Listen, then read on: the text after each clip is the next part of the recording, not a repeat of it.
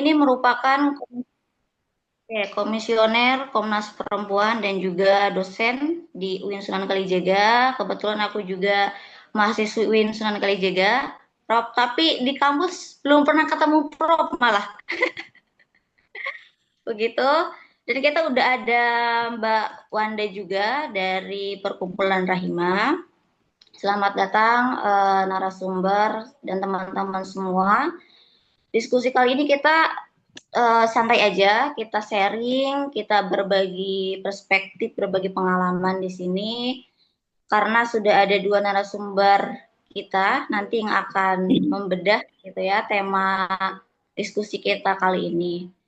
Ya, jadi nanti masing-masing narasumber kemungkinan 30 menit ya, Mbak Prof. Alim untuk waktunya. Sisanya kita fokuskan ke diskusi bareng teman-teman agar diskusi kita lebih mendalam begitu. Nah, untuk kenapa kemudian hari ini Lingkar Studi Feminis memilih tema diskusi tentang otonomi tubuh perempuan begitu dalam konteks konsep dan perspektifnya dalam Islam. Nah, karena memang seringkali tubuh perempuan gitu ya seringkali dibatasi gitu kebetulan misalkan banyak praktik-praktik yang memang merugikan perempuan seperti sunat perempuan, kemudian pemaksaan perkawinan anak begitu. Nah, seringkali hal-hal seperti ini di atas nama selain budaya tentu saja di atas namakan dengan dalih agama begitu, tubuh perempuan diatur dan sebagainya. Nah, kita akan diskusi kali ini lebih mendalam begitu bersama Prof. Alim dan Mbak Wanda agar kita lebih memahami begitu apa sih sebenarnya gitu konsep budaya otonomi ini dalam Islam, kemudian bagaimana relevansinya dalam konteks hak-hak perempuan hari ini.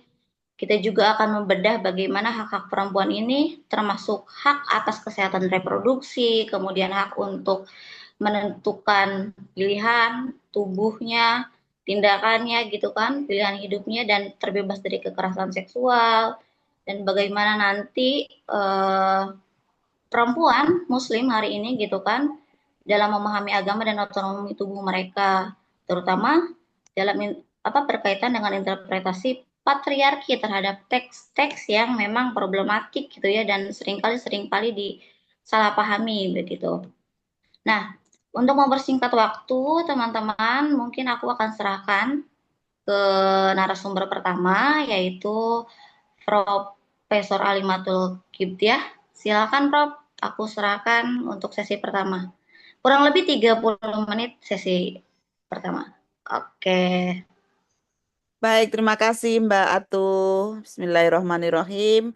Assalamualaikum warahmatullahi wabarakatuh. Salam sehat, salam kebaikan, salam Indonesia yang binika untuk kita semuanya.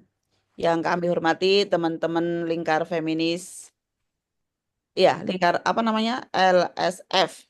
Iya, Lingkar Studi Feminis, Prof. Oh ya, Lingkar Studi Feminis dan juga Mbak Wanda dan juga semua yang hadir di sini. Terima kasih atas undangannya dan juga terima kasih yang sudah memanfaatkan waktu weekend dengan sesuatu yang ya walaupun santai tapi pertanyaannya berat itu yang dalam tor itu yang dimintakan saya ya untuk mendiskusikannya gitu ya sehingga maka sebenarnya nggak bisa santai gitu karena pertanyaannya berat-berat gitu. Nah, teman-teman sekalian, saya Sabtu kemarin juga barusan selesai untuk AFM-nya. Nggak tahu sudah batch keberapa itu, karena kita sudah mulai sejak tahun 2020 ya. Beberapa waktu yang lalu, tahun yang lalu sudah 1 tahun ada 2-3 kali gitu. Tapi sudah 2 tahun ini kita hanya bulan Ramadan aja ya. Sama dengan bagaimana kita mengkapitalisasi keilmuan dan mewakafkan keilmuan kita supaya kemudian pemikiran-pemikiran progresif termasuk terhadap tubuh perempuan itu juga bisa lebih banyak orang lagi ya untuk memahaminya gitu. Ada yang alumni AFM di sini? Akademi Feminis Muslim? Nggak ada ya? Saya biasanya gabung grup dan diskusinya sih, Prof. Oh ya, tapi belum mau ikut yang pertemuan AFM-nya ya, Akademi Feminis Muslimnya ya. Belum, Oh, ada Prof. juga. Ada beberapa itu ada Mbak Sela ya, yang beberapa alumni. Oke, baik. Nah, teman-teman sekalian, materi yang coba ingin kita diskusikan bersama adalah terkait dengan bagaimana sih masalah otonomi dan konsep perspektif bodily autonomy dalam Islam atau bodily integrity ya. Kalau di dalam buku Women Right in Islam nanti mungkin saya bisa share itu kita menuliskannya bodily integrity gitu tentang integritas tubuh perempuan di dalam perspektif perspektif Islam itu seperti apa begitu. Oke. Nah, ini yang tiga hal ya yang ingin coba kita sampaikan. Persoalan gender dalam Islam terkait dengan kebertubuhan perempuan itu apa? Mengapa masih aja terjadi ketidakadilan gender dalam hal kebertubuhan perempuan dan konsep keadilan gender dalam hal kebertubuhan perspektif Islam itu apa? Kurang lebihnya begitu. Nanti kalau ada pertanyaan masalah bagaimana pendapat Asma Barlas atau siapa-siapa yang di dalam Tor itu ya nanti kita diskusikan ya. Saya nggak sempat untuk eksplor sedemikian jauhnya gitu. Nah, teman-teman sekalian, kalau kita bicara tentang kebertubuhan perempuan, paling tidak ini beberapa hal ini yang sering menjadi diskusi bersama ya. Yang pertama tentang kesucian. Kesucian itu sering dihubungkan dengan persoalan menstruasi, ada menstrual tabu di sana. Kalau kita lihat perempuan itu dianggap tidak suci ketika sedang menstruasi, ataupun juga P2GP ya, banyak praktek P2GP itu dilakukan untuk menghilangkan dosa waris ya, yang mana seolah-olah perempuan itu membawa sesuatu yang perlu dibersihkan ya, ya yaitu sesuatu yang apa ada hubungannya dengan kontrol seksual juga gitu. Beberapa yang kami temukan di lapangan ketika kita tanya kenapa sih kok menyunatkan anaknya gitu ya, ya supaya dia nanti kalau besar tidak binal, tidak selingkuh dari suaminya dan sebagainya gitu. Atau yang kedua adalah persoalan-persoalan perempuan dianggap sebagai sumber fitnah. Ini juga sangat banyak erat hubungannya dengan peran-peran publik perempuan ya, termasuk misalnya kenapa pada bulan Ramadan itu tidak banyak perempuan untuk menjadi penceramah tarawih misalnya. Salah satu eh, salah satu yang dimungkinkan alasannya adalah mungkin masih ada anggapan bahwa perempuan itu sebagai sumber fitnah, suara perempuan itu aurat dan sebagainya. Teman-teman, mungkin ini juga riset yang menarik ya untuk saat ini ya. Teman-teman bisa mengumpulkan tentang bagaimana pengakuan dan em, pengakuan terhadap penceramah perempuan pada bulan Ramadan. Misalnya kalau yang mau riset nih masih ada waktu 15 hari ya. Lihat aja sampel gitu beberapa masjid yang dilihat di sana lalu tanya kepada tim takmirnya itu gitu ya, ada nggak penceramah perempuan di taraweh ya kalau jelang buka puasa biasanya ada yang pas sholat taraweh lalu alasannya apa gitu. Apakah mereka ada alasan karena persoalan teknis atau karena itu nggak biasa, nggak umum atau mereka masih menganggap perempuan itu sebagai sumber fitnah atau perempuan itu suaranya aurat gitu. Kayaknya ini jadi satu riset yang menarik ya yang bisa kita lakukan pada bulan Ramadan ini. Lalu juga masalah reproduksi dan masalah aborsi ya karena ini sangat erat sekali dengan kebertubuhan perempuan. Kalau reproduksi itu ya kita bicara tidak hanya menstruasi dan hubungan seksual ya, tapi juga bicara masalah kehamilan, menyusui ya termasuk nanti mungkin di sana juga ada masalah child free marriage, masalah tentang bagaimana menyusui 2 tahun, lalu masalah aborsi tentang aborsi dari korban kekerasan seksual dan macam-macamnya. Lalu di masalah hubungan seksual itu sendiri ya, masalah hubungan seksual itu sendiri juga rentan dengan persoalan-persoalan yang muncul. Apalagi ada hubungannya dengan teks-teks keagamaan yang kadang memaksa perempuan untuk harus melayani suami, sehingga kadang-kadang mereka tidak mengenal masalah marital rape gitu misalnya gitu ya, padahal itu banyak terjadi. Yang tidak kalah pentingnya kalau kita bicara kebertubuhan perempuan, persoalan yang masih sangat terjadi adalah tentang keperawanan. yang ini ada hubungannya dengan martabat perempuan. Beberapa waktu yang lalu, saya coba scroll-scroll di TikTok, itu ada sekarang, itu adu check-in. Tahu nggak teman-teman adu check-in?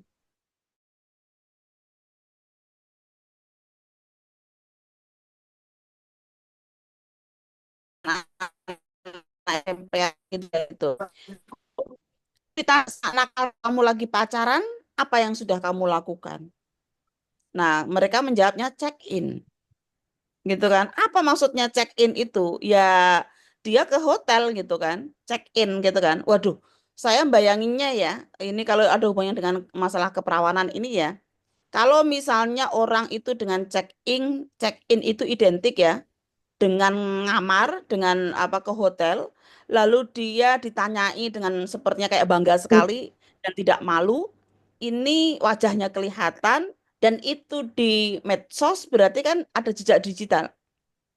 Kira-kira dampak jangka panjangnya terhadap anak-anak yang masih muda SMP-an ini dengan check-in itu kira-kira terkait dengan mitos keperawanan seperti apa? Karena masyarakat kita adanya mitos keperawanan tapi nggak ada mitos keperjakaan.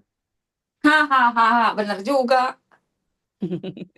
Ya, bayanginnya ya, orang tuanya kan kalau sudah check-in itu kan kebayang mereka mungkin ya, anggapannya sudah melakukan perzinahan dan sebagainya gitu Benar kan. juga. Oke, nah itu lalu gimana ini nanti wajah-wajah yang anak-anak kelihatan di medsos ini gitu ya, terkait dengan persoalan itu. Kayaknya ini penting apa ya, eh Naon sih heboh pisan eta? ya apa penting untuk kemudian coba kita pikirkan ya bagaimana masalah otonomi terhadap tubuh ini, tetapi juga yang tidak meresikokan, ya meresikokan terhadap apa ke depannya gitu. Karena ini kalau kita biarkan, menurut saya, analisis saya itu lebih meresikokan perempuan ya daripada pasangannya yang laki-laki gitu. Gitu. Nah, oke, nah ini kalau kita lihat sebenarnya walaupun tidak langsung berhubungan dengan kebertubuhan perempuan, maka problematika peran perempuan ini banyak kita temui ya. Misalnya kalau di domestik, otomatis kalau perempuan itu dikasih tanggung jawab lebih, urusan pengasuhan dan rumah tangga, maka otomatis tubuhnya pun juga lemah, tubuhnya pun juga capek gitu. Apalagi sering kontribusi perempuan di domestik ini juga tidak atau kurang dinilai gitu ya, karena biasanya ukurannya adalah ukuran-ukuran kapitalis, ukuran uang gitu.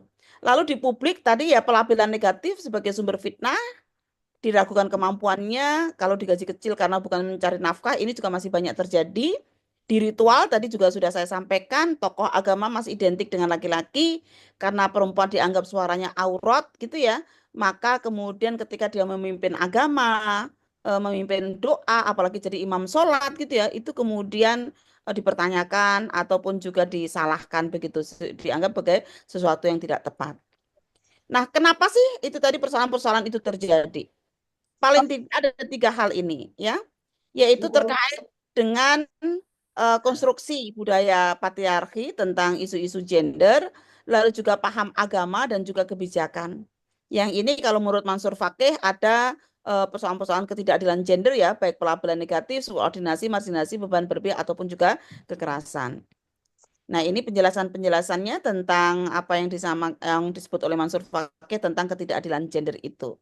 Nah, misalnya terkait dengan stereotip ya, stereotip terkait dengan tubuh perempuan itu apa gitu ya. Ya, misalnya katakanlah ketika itu ada hubungannya dengan perempuan-perempuan yang mempunyai anggota kebertubuhan yang berisi dan kemudian juga menggunakan pakaian-pakaian yang kelihatan menonjol, itu kadang sering dilabeli negatif bahwa dia seolah-olah tidak sopan, kemudian bisa jadi dianggap sebagai orang yang menggoda kan begitu ya, secara stereotipnya pelabelan negatifnya. Kemudian secara subordinasi kalau kita hubungan dengan isu ketubuhan perempuan gitu terkait dengan eh, Misalnya ya, kalau kita hubungan dengan apa tentang hubungan seksual gitu ya, bisa nggak sih perempuan itu juga bisa memimpin hubungan seksual dengan suaminya? Apakah selalu yang punya inisiasi, ya, punya hasrat itu selalu laki-laki, ya kan? Nah, ini kan penting juga untuk kita klarifikasi kan nggak begitu juga. Perempuan pun juga berhak untuk mempunyai hasrat ya, untuk kemudian melakukan inisiasi misalnya. Marginalisasi ya, peminggiran ya, seolah-olah kadang-kadang kepuasan seksual untuk suami itu lebih diutamakan daripada perempuan. Terbukti kalau dalam data dari 10 perempuan itu hanya tahu yang namanya itu orgasme. Karena itu bisa jadi kepuasan perempuan itu hal sesuatu yang dipinggirkan, nggak penting gitu. Beban berlebih ya, beban berlebih dengan isu-isu kesehatan reproduksi jelas sangat banyak ya, tentang menstruasi, hamil, melahirkan, jelas itu mempunyai beban berlebih daripada laki-laki. Kalau itu tidak dibantu diringankan oleh anggota keluarga atau oleh pasangannya, maka beban berlebihnya semakin apa? Semakin menimbulkan kerentanan yang berlapis. Kekerasan, jelas kekerasan seksual ya, itu banyak sekali yang ada hubungannya dengan persoalan kebertubuhan perempuan gitu. Jadi kita bisa mengurai ketidakadilan gender ini hanya dilihat dari sisi tentang bagaimana otonomi terhadap tubuh perempuan itu sendiri begitu. Nah, ini kalau kita mencoba untuk beragama tingkat advance ya, bagaimana kita membedah dalil-dalil landasan-landasan normatif terkait dengan isu kebertubuhan perempuan ini dengan menggunakan 3 langkah ini, yaitu bayani, burhani, irfani. Ini memang sering banyak digunakan oleh pendekatan tarjih ya, di dalam membuat putusan fatwa ataupun keputusan di dalam tarjih itu. Pertama apa teks keagamaannya? Quran hadisnya kayak apa? Kalau kita bicara seksualitas. Di sana ada hunna libasul lakum wa antum libasul lahun.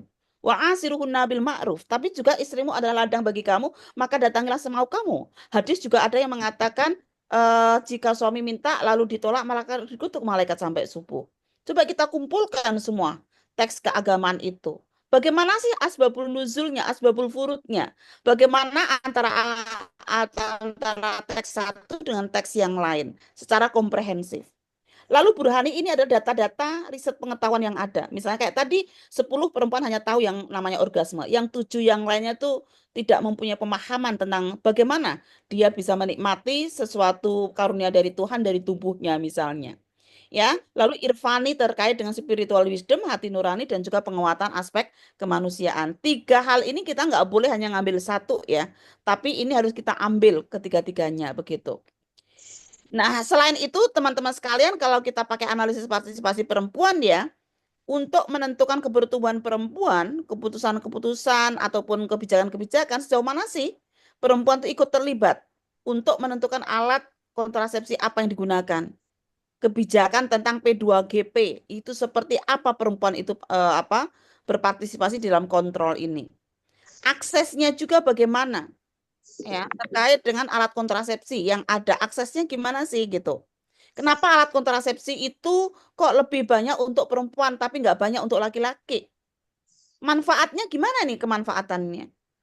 Karena itu penting juga agenda partisipasi ini kita lihat di perencanaan, pelaksanaan dan juga monitoringnya gitu. Nah, teman-teman sekalian, selain itu ini sangat tepat sekali kalau kita bicara kebertubuhan perempuan yaitu melihat tentang kebutuhan praktis perempuan. Karena ini sangat berhubungan dengan immediate need, kebutuhan reproduksi dan juga peran gender yang terjadi pada masyarakat saat ini ya, itu seperti apa gitu. Kalau kebutuhan strategis ya seperti yang kita lakukan ini adalah bagian daripada kebutuhan strategis. Nah, analisis kecenderungan pola pikir, nah ini teman-teman yang sudah ikut AFM mungkin ngikutin ini ya terkait dengan 3 pemikiran saya dalam disertasi saya yaitu konservatif, moderat, dan progresif. Ini coba kita gunakan untuk membedah tentang bagaimana isu kebertubuhan perempuan itu. Jadi saya mencoba untuk memberikan toolnya dulu ya untuk kita gunakan. Kelompok konservatif ini mempunyai kecenderungan harfiah, literal, apa adanya, formalistik ya. Lalu kalau kelompok moderat ini tengahan, tidak ekstrim, berkemajuan, kontemporer, adaptif pada perkembangan zaman dan juga inklusif.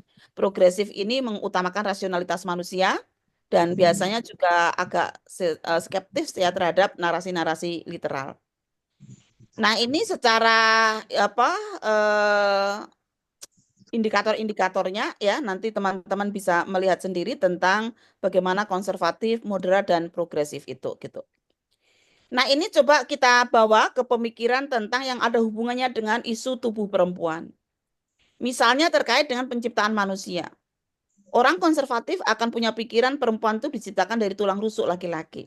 Ini sangat berimplikasi kalau diyakini seperti ini terkait dengan ya nanti apapun dia harus ngikut karena tubuhnya itu bukan tubuhnya sendiri. Ya, karena itu bagian daripada laki-laki gitu. Kalau moderat penciptaan perempuan dari tulang rusuk laki-laki itu hanyalah analogi aja, hanyalah kiasan, bukan yang sebenarnya. Kalau orang progresif menggunakan An-Nisa ayat 1 bahwa laki-laki dan perempuan itu diciptakan dari min nafsi wahidah, dari zat yang sama. Demikian juga kodrat, ya. Kalau konservatif meyakini bahwa kodrat perempuan itu di area domestik dan pengasuhan, ya. Kalau moderat mereka masih mengatakan bahwa ya sebaiknya tetap boleh sih bekerja ya, tapi sebaiknya tetap memprioritaskan tugas-tugas rumah tangga dan pengasuhan. Kalau orang progresif ya kodrat itu ya dari melahirkan, menyusui dan sebagainya itu gitu. Sehingga pekerjaan-pekerjaan yang sifatnya oleh masyarakat sering dilabelkan pada jenis kelamin tertentu itu ya bukan kodrat ya. Nah, poligami juga demikian teman-teman sekalian. Poligami kalau orang konservatif itu meyakini bahwa laki-laki itu poligami dan perempuan itu secara alami monogami gitu. Kadang-kadang saya itu nggak habis pikir ya, kenapa kalau isu poligami itu dianggap perempuannya dianggap laki-lakinya itu nafsu seksualnya lebih banyak. Tapi kalau masalah P2GP itu dianggap perempuannya mempunyai nafsu seksual yang lebih banyak. Jadi kadang-kadang kok sakarepe dhewe gitu loh. Ya kan? Kok benar kelihatan banget kalau kok kayak apa ya, ada politisasi penafsiran gitu ya atau pemahaman gitu ya. Dan itu ada hubungannya dengan tubuh perempuan semua tuh. Ya kan? Jadi kalau pas P2GP disunat kenapa? Karena nafsu seksualnya itu banyak perempuan maka supaya tidak kemana-mana, tidak selingkuh, tidak macam-macam lalu disunat. Tapi kalau poligami, kenapa sih perlu poligami? Nafsu seksual laki-lakinya tuh banyak. Kalau nggak difasilitasi nanti nggak kemana-mana gitu. Masalahnya, kenapa kalau nafsu seksual laki-laki banyak itu difasilitasi, tapi kalau perempuan itu dianggap nafsu seksualnya banyak itu dikebiri, ya kan? Jadi kan perlakuan yang nggak tepat juga gini. Nah, kalau moderat itu poligami hanya dapat diterima terkait dengan nilai-nilai keadilan secara umum yaitu perlindungan anak dan janda, anak yatim dan janda. Kalau orang progresif ya poligami itu nggak relevan dengan saat ini karena memang banyak menimbulkan persoalan anak dan perempuan begitu. Nah, ini saya mencoba untuk membedah ya isu-isu seksualitas di dalam Islam. Karena ini akan sangat berkait dengan otonomi tubuh perempuan itu dalam melihatnya gitu ya. Nah, pertama tentang pengetahuan selaput darah dulu. Nah, teman-teman, saya nggak begitu paham. Teman-teman di sini apakah memang sudah betul paham selaput darahnya itu seperti apa, kayak apa? Ada berapa macam sih selaput darah itu? Ya, karena selaput darah ini kadang-kadang isunya jarang didiskusikan, tapi dampaknya banyak yang menjadi digunakan untuk pelabelan negatif pada perempuan yang sering dihubungkan dengan moralitas perempuan. Jadi isunya sering tidak banyak didiskusikan, tapi pengetahuan tidak banyak didiskusikan, tapi isunya sering banyak dibicarakan dan dihubungkan dengan moralitas perempuan. Nah ini ya, kalau kita bicara selaput darah, macam-macam ya teman-teman sekalian. Ada yang 1 lubang, 2 lubang, banyak lubang, gitu ya. Yang ini akan sangat berhubungan dengan persoalan tubuh perempuan itu sendiri, gitu. Jadi selaput darah itu adalah selaput tipis yang mengelilingi pada pembukaan lubang vagina, bentuknya bisa 1 lubang, 2 lubang ya. Yang ini ada yang tebal, ada yang tipis, ada yang elastis, yang tidak mudah robek. Ya. Karena itu kadang-kadang kalau kita perempuan tidak memahami tubuh kita sendiri, pengalaman malam pertama itu bisa menjadi sesuatu yang mengerikan. Karena kalau misalnya yang mempunyai selaput darah tebal gitu ya, sementara dipaksa, dikoyak gitu bisa jadi sangat sakit sekali. Karena itu dibutuhkan pemahaman dari kedua belah pihak untuk melakukan hubungan seksual itu supaya kemudian tidak terlalu sakit karena tetap sakit ya, tetap sakit tapi sejauh mana kita mengelola itu gitu. Mungkin yang elastis dan tipis nggak terasa gitu ya, tetapi ya apa ini penting untuk dibincangkan bersama. Nah, kalau dihubungkan dengan moralitas, menurut saya juga penting untuk dipikirkan ulang ya, karena robeknya selaput darah tidak selalu karena hubungan seksual, tetapi juga karena misalnya olahraga, jatuh dan lain sebagainya. Hal ini berarti tidak berdarahnya pengantin perempuan di malam pertama bisa karena selaput darahnya tebal sehingga tidak mudah robek dengan sekali hubungan seksual. Bisa pula karena selaput darahnya tipis dan pernah sobek karena terkena benturan benda tumpul. Jadi tidak selalu karena sudah pernah melakukan hubungan seksual. Persoalannya adalah selaput darah is a matter. Tapi bagaimana dengan laki-laki kan gitu?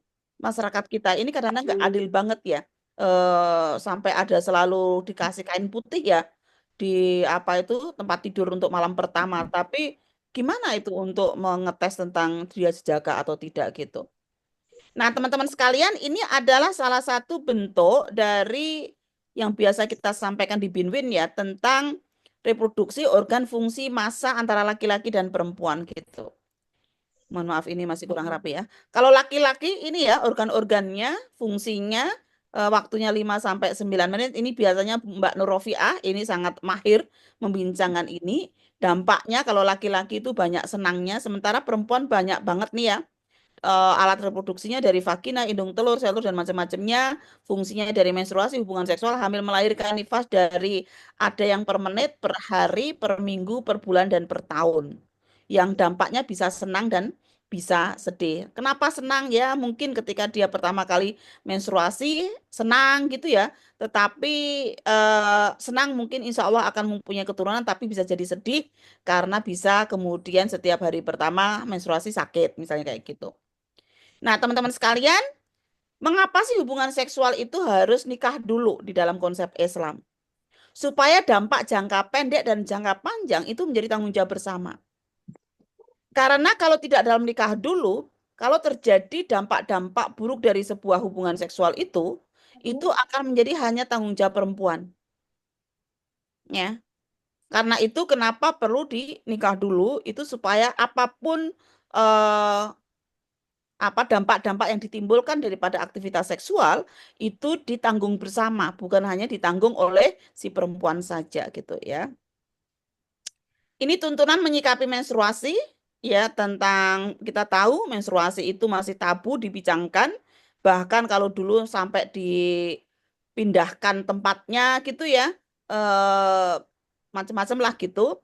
Nah, bagaimana sebenarnya Islam melihat kita memandangnya Islam secara simpatik tentang menstruasi itu dan memang kita mencoba untuk melihat bahwa menstruasi itu bukan sesuatu yang mudah ya, tapi ada sesuatu yang sifatnya itu menimbulkan rasa sakit, adza, dan tidak memandang rendah terhadap apa menstruasi itu gitu.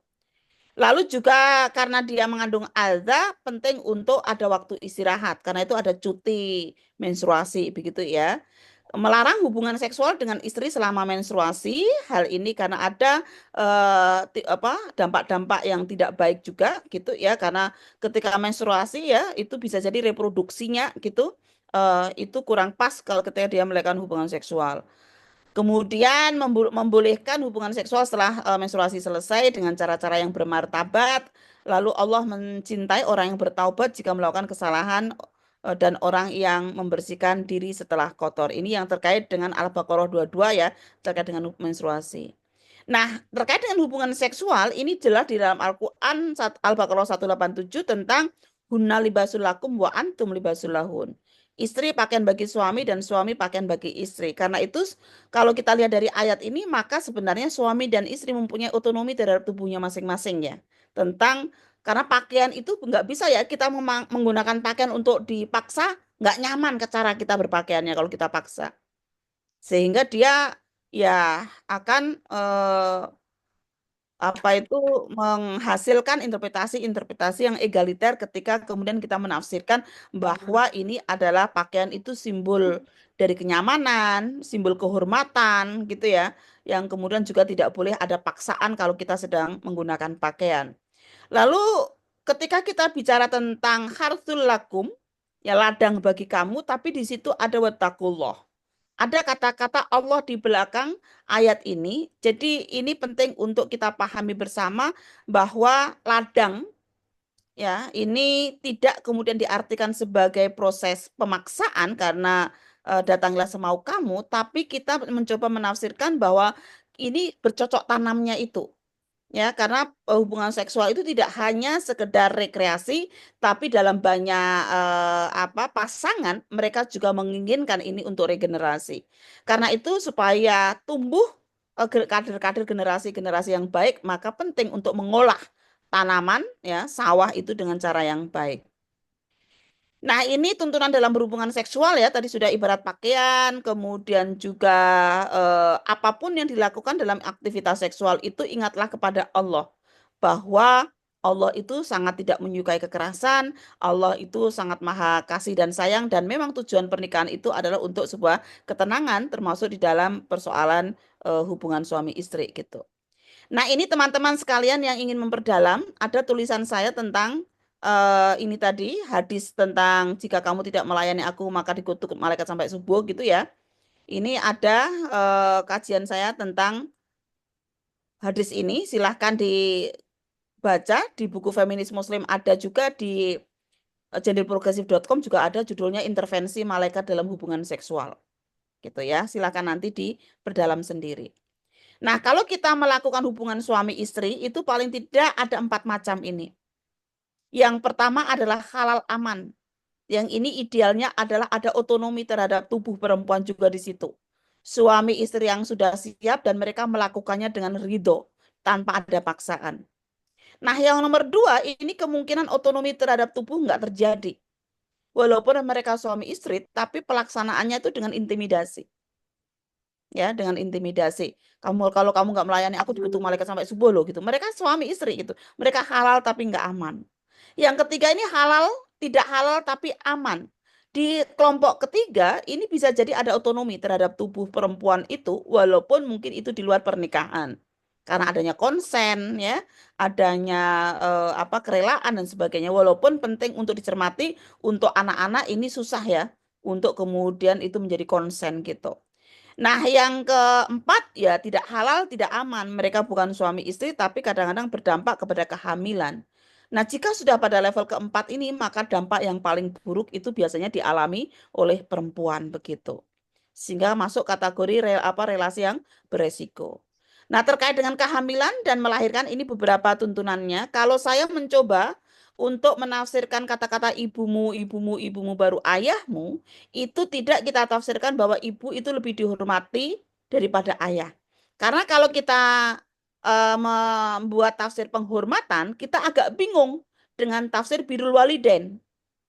Ya, birrul walidain itu kan kedua-duanya perlu dihormati. Karena itu ibumu, ibumu, ibumu baru ayahmu ini karena ada hubungannya dengan tugas reproduksi perempuan. Karena itu ibu itu lebih banyak diperhatikan, lebih banyak ditemani. Ya, karena kalau kita lihat di sana ya, itu adalah terkait dengan sahabat ya, bukan karoma gitu. Ya, sahabat itu ya seperti kita menemani gitu ya, karena tugas reproduksi perempuan itu lebih banyak, karena itu tolong dong belikan pembalut, belikan ini, mau gitu loh maksudnya gitu. Nah, selain itu pandangan simpatik pada kehamilan itu wahnan ala wahnin, lalu kurhan dan sebagainya, ini menjadi sesuatu yang perhatian penuh ya bagi para feminis muslim, utamanya terkait dengan bagaimana mengurangi kerentanan di dalam melakukan tugas-tugas reproduksi ini yang bisa dilakukan oleh anggota keluarga. Pemberian ASI ini juga ada tuntunan-tuntunannya di sana gitu ya. Memang tidak wajib, tetapi juga penting untuk bagaimana saran ya untuk menyempurnakan pemberian ASI hingga genap 2 tahun itu gitu. Oke, lanjutnya ini suami siaga sangat penting agar cash flow terjaga dan menguatkan kesakinahan. Ini tentang kontrasepsi. Ya, kontrasepsi itu juga walaupun penting untuk kita kritisi ya. Kenapa alat kontrasepsi perempuan lebih banyak daripada laki-laki? Kenapa laki-laki itu kok hanya kondom aja, itu pun kadang-kadang nggak banyak laki-laki yang mau gitu ya. Perempuan ada pil, ada konte, ada IUD, macam-macam gitu. Yang kemudian memang ini penting Iklan. perhatian bersama gitu ya. Ada beberapa pendapat, tapi intinya di dalam masyarakat Muslim perbedaan pendapat itu ada dan kebanyakan para mazhab itu kemudian membolehkan untuk melakukan kontrasepsi, memilih kontrasepsi. Nah, biasanya yang sering kita diskusikan adalah perbedaan potensi hamil perempuan dan potensi laki-laki untuk menghamili ya. Itu seperti apa? Kenapa alat reproduksinya banyak perempuan daripada laki-laki? Gitu. Mengapa kontrasepsi itu diperlukan? Lalu cara kerja alat kontrasepsi laki-laki dan perempuan, cara memilih alat kontrasepsinya, dan juga bagaimana sih untuk menggunakan alat kontrasepsi ini bagian daripada otonomi tubuh perempuan supaya kemudian hal-hal yang beresiko ya itu tidak kemudian terjadi kepada perempuan begitu. Nah, sedikit lagi pentingnya musyawarah dalam reproduksi ya. Misalnya terkait dengan izin menikah, larangan pemaksaan perkawinan, bahkan undang-undang TPKS ya, pemaksaan perkawinan bagian daripada tindak pidana kekerasan seksual. Kapan dan dengan cara apa berhubungan seksual ini untuk didiskusikan, kapan dan berapa punya anak. Ya, jangan sampai kayak Ade, tahu ya Ade Ahmad Dhani yang mempersepsikan perempuan hanya reproduksi mesin reproduksi perempuan aja gitu, mesin reproduksi anak gitu ya, sehingga seolah-olah tidak punya otonomi terhadap berapa anak yang disepakati di dalam musyawarah itu, alat kontrasepsi apa dan siapa yang akan menggunakan. Case-Pro itu tanggung jawab bersama sehingga mempersiapkan kesiapan istri ya yang akan menjalani proses reproduksi yang panjang itu juga menjadi sesuatu yang sangat penting sekali. Nah, tentang seksualitas ini juga agak lebih detail. Sebenarnya seksualitas itu tidak hanya hubungan suami istri ya, tapi ada hubungannya dengan persoalan istiadat, agama, moral, dan macam-macamnya begitu. Ini yang biasanya digunakan, hunna libasul lakum wa antum libasul lahun tadi, ya. Lalu tentang mahar, ladang dan mahar ini yang laknat malaikat tadi, ini sebab-sebab turunnya. Ini saya mencoba untuk menggunakan itu pakai alur bayani Burhani Irfani ya. Ini sebab turunnya ayat dan hadis yang terkait dengan isu-isu seksualitas. Nah, pemahaman literal akan mempunyai pemikiran bahwa kepuasan seksual itu kewajiban istri dan hak suami karena menggunakan dalil-dalil secara literal apa adanya. Bahkan mereka orang literal itu atau konservatif, mereka memahami pernikahan itu sebagai akad taklek, akad kepemilikan suami atas istri begitu. Kalau orang moderat itu masih memprioritaskan suami walaupun istri juga punya hak gitu ya. Kalau progresif jelas dengan pemikiran-pemikiran yang ada kepuasan dan ekspresi seksual itu hak dan kewajiban bersama. Kemudian istri juga memiliki otonomi dan kontrol atas tubuhnya sendiri sehingga kemudian hubungan suami istri itu ya hubungan yang timbal balik gitu. Oke, ini bisa dibaca di tulisan saya tadi. Kalau kita lihat, kita bagi menjadi 3 kelompok, memang kebanyakan sih pada isu seksualitas ini yang progresif ya. Tapi responden saya ini semuanya aktivis perempuan masalahnya. Kalau kita cek pada masyarakat luar, bisa jadi jangan-jangan moderat ini yang lebih banyak gitu. Catatannya bahwa seksualitas itu diumpamakan pakaian, yang mana keduanya itu punya hak yang sama. Ayat yang mengatakan bahwa perempuan adalah ladang, itu penekanannya pada cara mengolah ladang itu bukan pada berhak memaksanya. Karena An-Nisa 19 itu juga di sana wa'ashiruhunna bil ma'ruf, pergaulah istri kamu dengan cara yang ma'ruf. Lalu juga perempuan yang dilaknat malaikat, ya mungkin ini penting untuk dilihat kembali bahwa itu eh, bukan serta-merta ya. Kemudian ada persoalan kutukan malaikat di sana begitu. Nah, upaya-upaya menguatkan kondisi yang berkeadilan dan berkesalingan terkait dengan otonomi tubuh perempuan, saya pikir memilih pemahaman moderat progresif yang ramah pada perempuan itu sangat penting sekali. Menggunakan perspektif Bayani, Burhani, dan Irfani, lalu juga bagaimana kita tidak akan mungkin kuat kalau kita tidak menggunakan jaringan dan data yang valid dan juga lobby. Ya tetap menggunakan asertivitas, maaf mas saya belum siap misalnya gitu, itu penting juga gitu ya. Jangan apapun ikut aja gitu kalau suami minta atau pasangan kita minta gitu ya. Kita juga punya kemampuan untuk bagaimana keterampilan asertivitas untuk merefleksikan otonomi terhadap tubuh kita. Senantiasa mengasah spiritualitas kita supaya kita juga bisa beragama itu dengan memperhatikan aspek kemanusiaan. Nah, perubahan yang bisa kita lakukan juga adalah bagaimana melakukan perubahan dari ekosistem menjadi ekosistem. Apa yang kita punyai tidak hanya bisa kita pakai sendiri, tapi harus kita kuatkan di dalam ekosistem yang ada dengan open mind, open heart, dan open will gitu. Oke, ini saya pikir ini gender dalam Islam ya, karena di sana juga ada isu gender dalam Islam tentang prinsip-prinsip umumnya. Dan kesimpulannya teman-teman sekalian, menurut saya sih Islam memberikan hak yang jelas dan martabat yang tinggi bagi perempuan dan laki-laki dalam berbagai aspek, termasuk otonomi terhadap tubuh perempuan itu ya.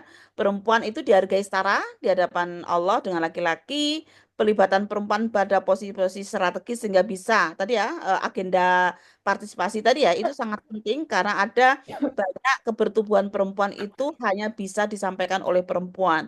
Laki-laki itu walaupun pengen banget ingin merasakan seperti apa kebutuhan perempuan, tapi Ya pasti Allah. tidak seperti 100%.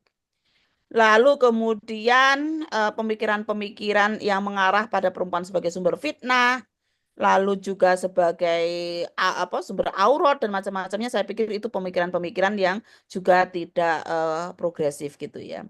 Saya pikir itu teman-teman yang bisa kita sampaikan, nanti bisa kita diskusikan lebih dalam. Yang belum ikut IG-nya Bu Alim silahkan ngikutin, di sana ada banyak konten-konten progresif yang mungkin nanti pas waktu Lebaran bisa di-share ya kepada anggota keluarganya supaya kemudian perbincangan Lebaran itu bukan masalah kapan kamu mau nikah, setelah menikah kapan kamu punya anak, setelah punya anak kapan mantu. Pokoknya pertanyaan Lebaran halal bihalal itu nanti banyak sekali yang mengarah kepada tubuh perempuan gitu, sehingga kita perlu mempersiapkan jawaban-jawaban yang kemudian tidak merasakan intimidatif gitu ya terhadap tubuh kita sendiri. Saya pikir itu. Terakhir saya ingin sampaikan bahwa ketika seseorang sangat menutupi tubuh perempuan karena dianggap sebagai sumber fitnah, dianggap sebagai objek seksual, maka sisi yang lain dia sama juga meyakini laki-laki sebagai makhluk yang tidak pernah mampu mengendalikan nafsu seksualnya. Karena itu ketika perempuan ditutupi rapat-rapat karena sebagai sumber fitnah, itu sebenarnya sebagai laki-laki melecehkan martabat laki-laki. Karena dianggap semua laki-laki itu tidak mampu mengendalikan nafsu seksualnya. Karena itu kalau kita bicara tentang otonomi tubuh perempuan, ya perempuan sebagai objek seksual, kita kembalikan aja. Emang kamu mau para laki-laki gitu ya dikatakan orang yang nggak apa-apa, imannya nggak kuat-kuat gitu karena melihat wajah perempuan ingin memperkosa kayak gitu loh. Jadi kita menggunakan komunikasi atas kepentingan lawan atau bukan lawan ya, orang yang kadang-kadang melakukan kekerasan terhadap tubuh perempuan itu. Saya pikir itu. Kesepian tanpa kekasih cukup sekian, terima kasih. Assalamualaikum warahmatullahi wabarakatuh. Waalaikumsalam warahmatullahi wabarakatuh. Baik, terima kasih banyak Prof. Masya Allah, mendalam banget tadi penyampaian materinya. Jadi dari ini ya, dari awal dari persoalan ketubuhan perempuan, kemudian bagaimana juga Prof menjelaskan tentang ragam pemikiran dalam Islam, konservatif, moderat, dan progres. Tentunya kita tinggal memilih akan memahami dan menggunakan pemikiran yang mana gitu. Dan tentunya sebagai anak muda di sini, teman-teman muda punya peran penting untuk mengkampanyekan pemikiran-pemikiran Islam yang progresif tentu saja, karena kita butuh banyak anak muda yang menyuarakan pemikiran-pemikiran Islam yang progresif tentu saja. Nah, untuk mempersingkat waktu, langsung aku lempar saja ke Mbak Wanda, jadi nanti kita akan langsung ke diskusi saja. Baik Mbak Wanda, aku persilahkan waktunya. Baik, terima kasih Mbak Atu. Suaraku sudah terdengar dengan jelas? Ya. Oke, Jelas. Bismillahirrahmanirrahim. Assalamualaikum warahmatullahi wabarakatuh. Selamat siang, selamat sore teman-teman semuanya. Prof. Alim, Mbak Atu, teman-teman LSF, terima kasih sudah mengundang, dan juga teman-teman yang sudah hadir, beberapa ada teman-temanku juga. Terima kasih sudah hadir, dan nanti kita bisa berdiskusi bersama. Mbak Atu nanti tolong diingatkan kalau udah lebih dari 30 menit gitu ya, agar ada waktu diskusi yang cukup begitu. Oke. Aku share screen dulu.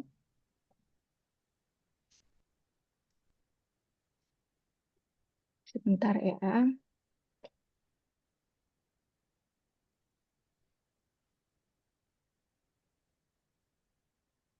Ya, apakah sudah terlihat? Sudah, Sudah, Mbak. tinggal Ya. di full screen. Ya, baik, baik. Em, Tadi dari Prof. Alim penjelasannya sudah sangat komprehensif gitu ya.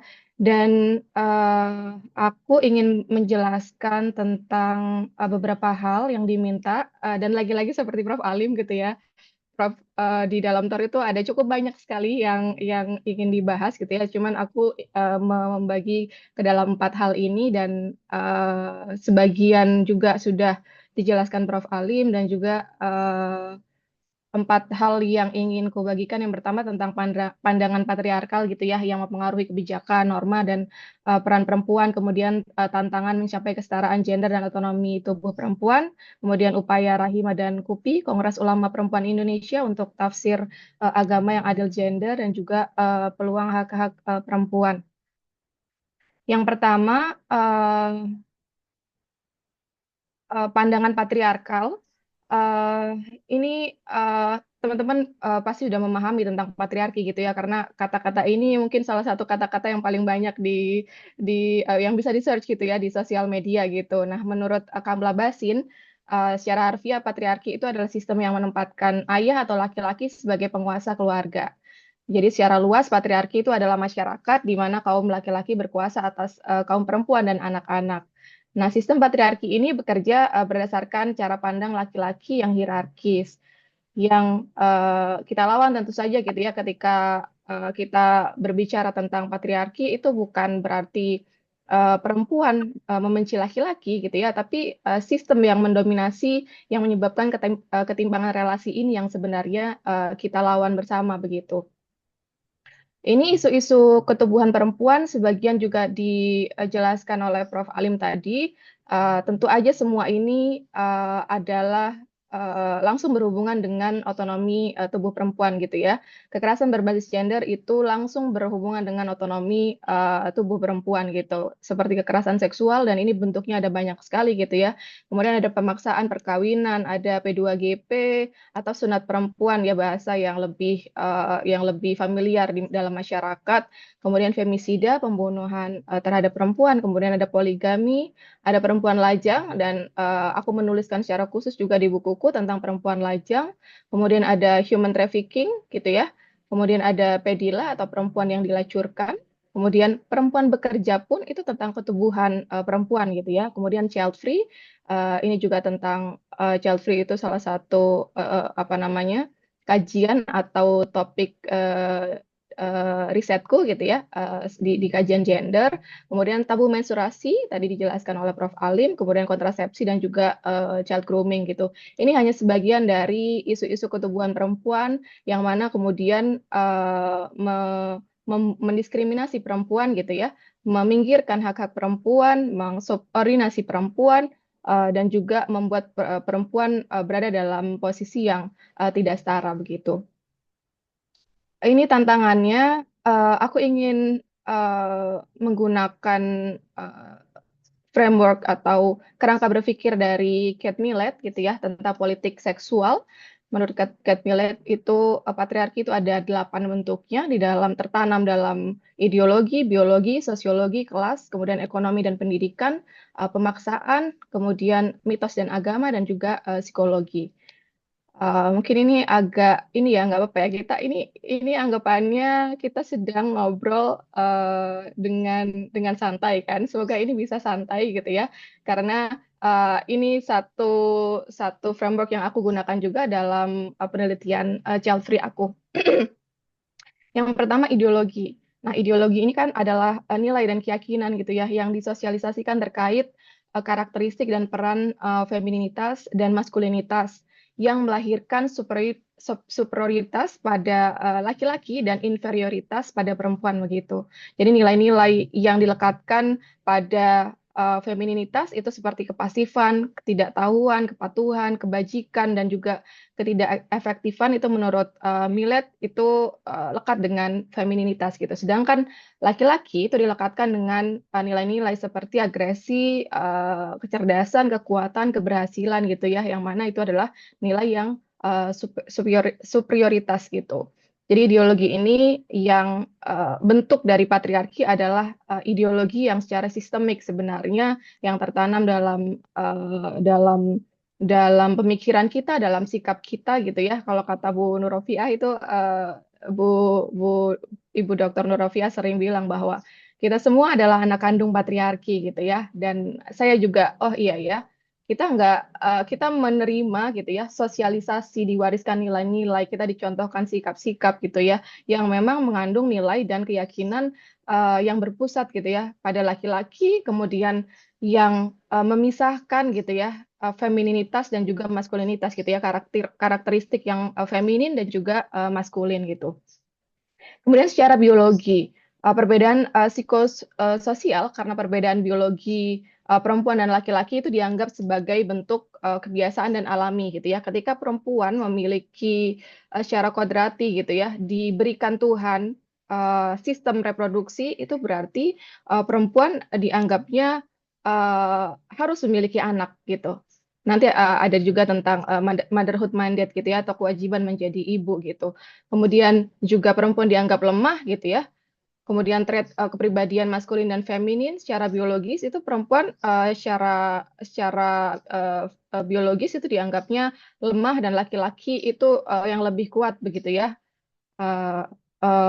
Bahkan proses dari hamil kemudian melahirkan nifas gitu ya, menstruasi, menyusui itu tidak dianggap sebagai nilai-nilai yang itu secara fisik perempuan kuat loh, sampai bisa gitu ya melalui proses reproduksi itu begitu.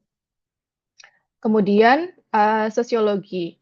Secara sosiologi, lembaga patriarki yang utama itu adalah keluarga gitu ya. Lembaga utama dalam patriarki itu disosialisasikan di dalam keluarga, dan terutama kepala keluarga itu memiliki kontrol dan otoritas untuk patuh dan mengikuti nilai-nilai patriarki begitu. Kepala keluarga di dalam undang-undang perkawinan juga gitu ya, itu disebutkan juga bahwa laki-laki adalah kepala keluarga gitu dan perempuan adalah ibu rumah tangga begitu. Yang mana ini juga tidak mengakui adanya perempuan kepala keluarga atau perempuan pencari nafkah utama di dalam keluarga gitu. Dan ini isunya akan ke berbagai hal, termasuk dalam pemahaman bahwa apakah ketika perempuan bekerja gitu ya, nafkahnya itu dianggap berkah atau tidak begitu. Apakah dianggap sedekah atau dianggap itu nafkah begitu.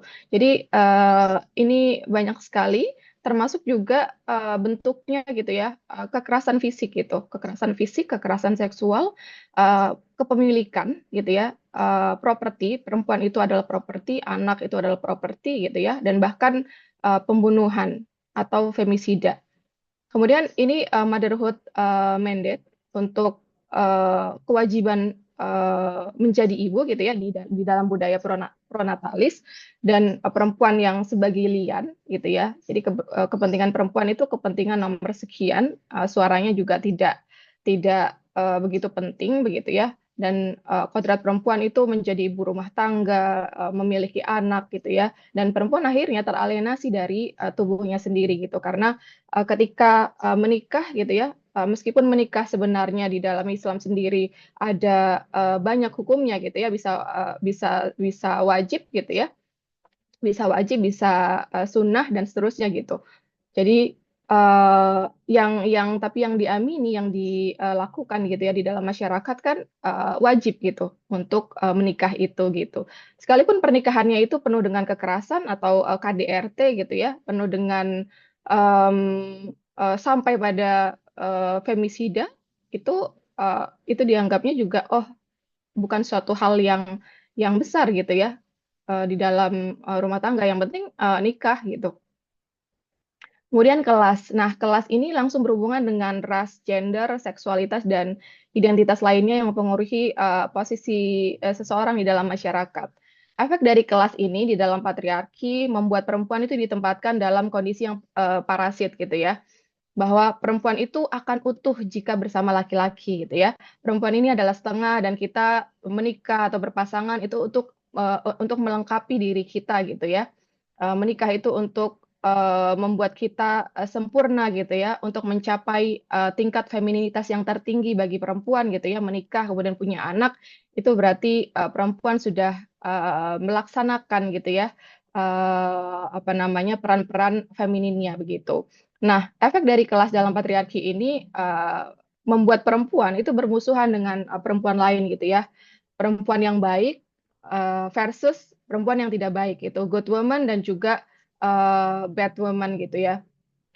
Dan juga perempuan bekerja versus ibu rumah tangga gitu. Dan isu ini akan selalu kita dengar di dalam sehari-hari gitu ya. Kita akan terus dibandingkan perempuan yang memilih untuk memiliki anak atau perempuan yang tidak memilih untuk memiliki anak atau child free begitu ya. Itu akan terus-terusan dibandingkan. Kemudian ketika memilih menikah, kemudian perempuan dibandingkan kenapa punya anak satu, yang satu lagi punya anak 5 misalkan gitu ya. Kemudian ketika perempuan memasuki instansi perkawinan, institusi perkawinan gitu ya, perempuan kemudian juga dibandingkan gitu ya. Mana sih yang baik? Perempuan yang bekerja atau ibu rumah tangga begitu. Akan terus-terusan kelas ini membuat perempuan sebenarnya bersaing dengan perempuan yang lainnya, dan itu kita bisa melihat di dalam kehidupan sehari-hari begitu ya. Bahkan di dalam misalkan kekerasan seksual begitu ya, perempuan sendiri yang juga menyalahkan perempuan yang lainnya yang menjadi korban gitu ya, karena menginternalisasi misogini gitu ya, internalize misogyny. Kemudian di dalam ekonomi dan pendidikan, nilai patriarki itu menempatkan perempuan untuk tidak memiliki agensi dan hak dalam ekonomi begitu. Jadi patriarki itu mendomestifikasi perempuan itu kan ya, ada pemahaman nilai norma peran gitu ya, peran gender yang diberikan kepada perempuan, bahwa perempuan itu kodratnya gitu ya, dianggapnya kodrat gitu ya, itu adalah di rumah gitu ya, melakukan tugas-tugas domestik gitu, dan kemudian tidak menilai tentu saja gitu ya pekerjaan domestik itu secara ekonomi, karena itu dianggapnya pekerjaan yang dengan cinta begitu ya, pekerjaan yang memang tugas gitu ya, tugas yang mulia dan seterusnya gitu. Jadi pekerjaan domestik yang dilakukan perempuan, terutama perempuan yang tidak bekerja, itu dianggap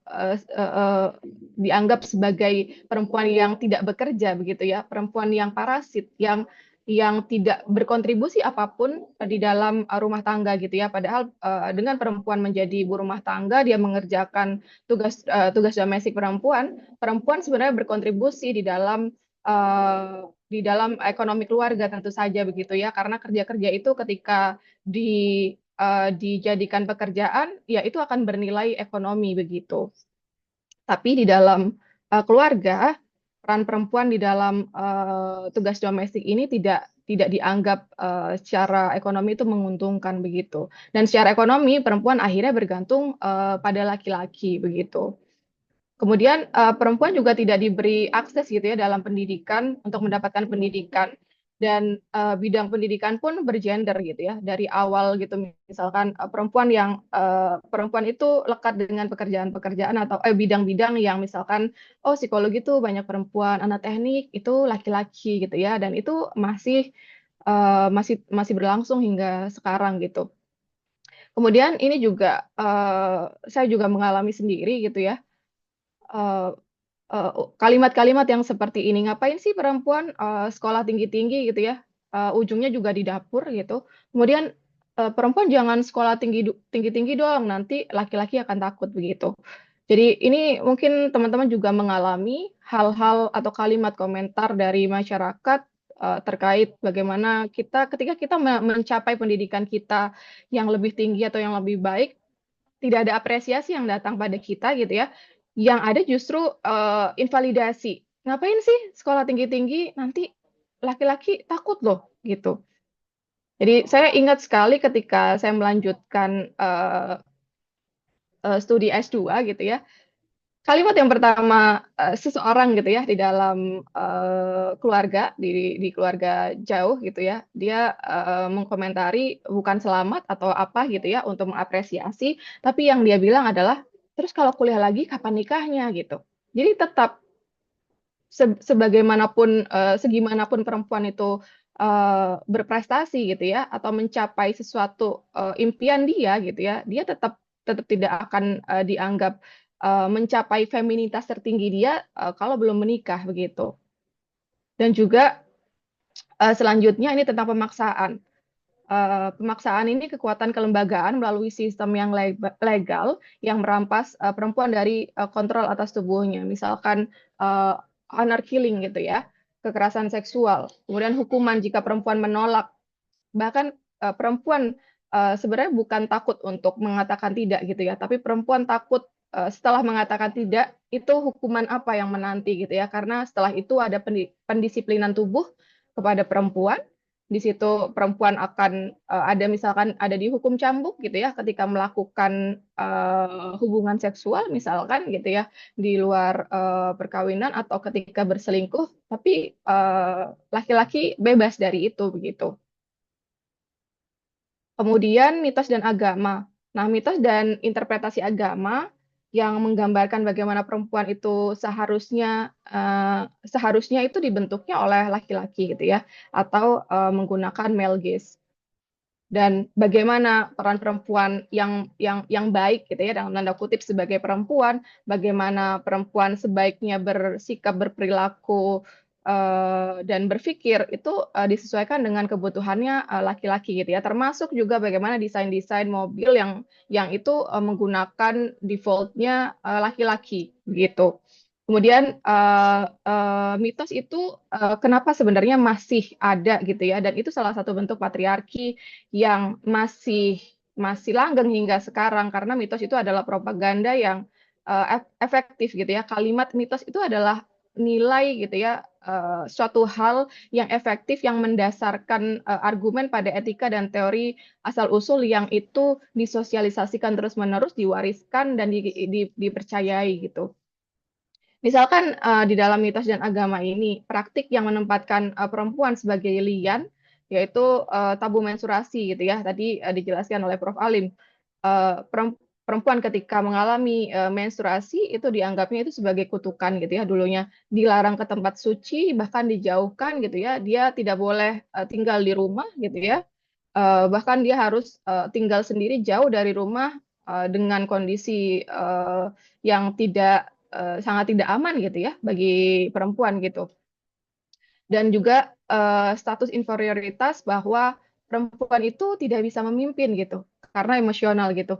Nah, aku jadi ingat ada salah satu ulama perempuan Rahimah tadi Prof. Alim menyebutkan gitu ya, bagaimana adakah sebenarnya ya di masjid-masjid gitu ya perempuan memberikan kultum gitu ya atau ceramah gitu ya saat Ramadan gitu. Nah, ada salah satu ulama perempuan Rahimah yang dia memberikan ceramah itu gitu Ramadan di masjid gitu ya. Kemudian dia mengunggahnya dan dia mendapatkan serangan tentu saja begitu ya. Dan ada salah satu komentar juga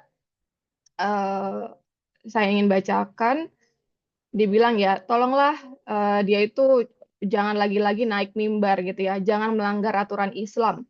Jadilah muslimah yang Islam. Di situ ada banyak laki-laki, tidak boleh ada perempuan menjadi penceramah atau menjadi khotib gitu, kecuali semua jamaahnya perempuan gitu. Jadi kenapa perempuan tidak boleh, tidak diizinkan gitu ya untuk menjadi pemimpin atau penceramah gitu ya di saat jamaahnya adalah laki-laki juga di situ gitu. Sedangkan sebenarnya di desa-desa gitu ya ada beberapa juga ulama perempuan rahimah di dalam majelis taklim yang hadir jamaahnya itu juga laki-laki begitu. Jadi ini bagaimana tentang interpretasi agama bahwa tentang interpretasi agama yang adil gender begitu ya. Misalkan tentang sunat perempuan gitu ya. Rahima dan juga Kaliana Mitra beberapa bulan yang lalu melakukan penelitian gitu ya terkait sunat perempuan atau P2GP gitu ya, kita bisa menyebutnya P2GP. Itu ternyata di satu daerah di Lombok Utara gitu ya, itu sunat perempuan dianggap adalah cara atau ritual tradisi gitu ya, yang dilakukan untuk mengislamkan gitu, mensucikan perempuan. Ketika perempuan tidak sunat, bahkan bayi, dia akan membatalkan wudhu orang tuanya, sekalipun orang tuanya itu perempuan gitu. Jadi bayi perempuan ini dapat membatalkan wudhu ibunya sendiri. Jadi ketika ibunya mau sholat itu harus wudhu lagi gitu, karena dianggapnya dia belum suci. Dan ketika itu dianggap mengislamkan perempuan gitu ya, tapi sunat perempuan atau P2GP ini tidak dirayakan gitu. Berbeda dengan laki-laki gitu ya. Kemudian dianggap genit gitu ya. Ada juga pemahaman bahwa nanti masaknya nggak enak dan perempuan tidak bercahaya, yang mana itu sama dengan perempuan tidak cantik gitu ya kalau tidak disunat gitu. Itu tentang interpretasi agama yang sebenarnya bukan tentang agamanya, tapi itu tradisi yang sebenarnya gitu ya, yang dikaitkan dengan agama. Ketika ditanya lagi dalil yang mana atau ayat yang mana, mereka sebenarnya tidak benar-benar bisa menjawab itu gitu ya, karena di dalam Islam sendiri sunat perempuan itu hukumnya ada perbedaan ya di dalam hukum itu sendiri gitu. Kemudian secara psikologi, jadi ada pemisahan secara psikologi antara perempuan dan laki-laki gitu ya. Perempuan itu diajarkan untuk malu dan menyangkal seksualitasnya. Jadi bahkan dalam perkawinan perempuan malu-malu gitu ya, diajarkan untuk malu-malu, untuk berinisiatif gitu ya, untuk melakukan hubungan seksual bahkan dengan suaminya begitu. Perempuan ditolak kebebasan seksualnya dan dikontrol secara biologis gitu ya atas tubuhnya dengan memuja keperawanan dan permisif jika laki-laki melakukan hubungan seksual yang beresiko dan melakukan kekerasan seksual yang beresiko gitu ya, melakukan hubungan seksual yang beresiko, tapi perempuan itu dipertanyakan selalu gitu. Tadi yang dijelaskan Prof. Alim tentang kita bagaimana bisa mengetahui tentang keberjakaan laki-laki begitu, dan perempuan yang memiliki resiko yang tinggi di dalam hubungan seksual itu begitu. Dan juga ada kebijakan-kebijakan yang diskriminatif gitu ya, seperti tes keperawanan yang dulunya ada gitu ya, yang sekarang juga karena juga mendapatkan kritik dari berbagai pihak, yang mana buat apa esensinya gitu ya. Kemudian ada juga misalkan sekolah atau pesantren itu yang ada gitu ya, yang pernah menerapkan tes kehamilan bagi santrinya begitu. Dan lagi-lagi perempuan uh, yang menjadi korban gitu ya di sini gitu. Karena satu hal juga ada satu kasus.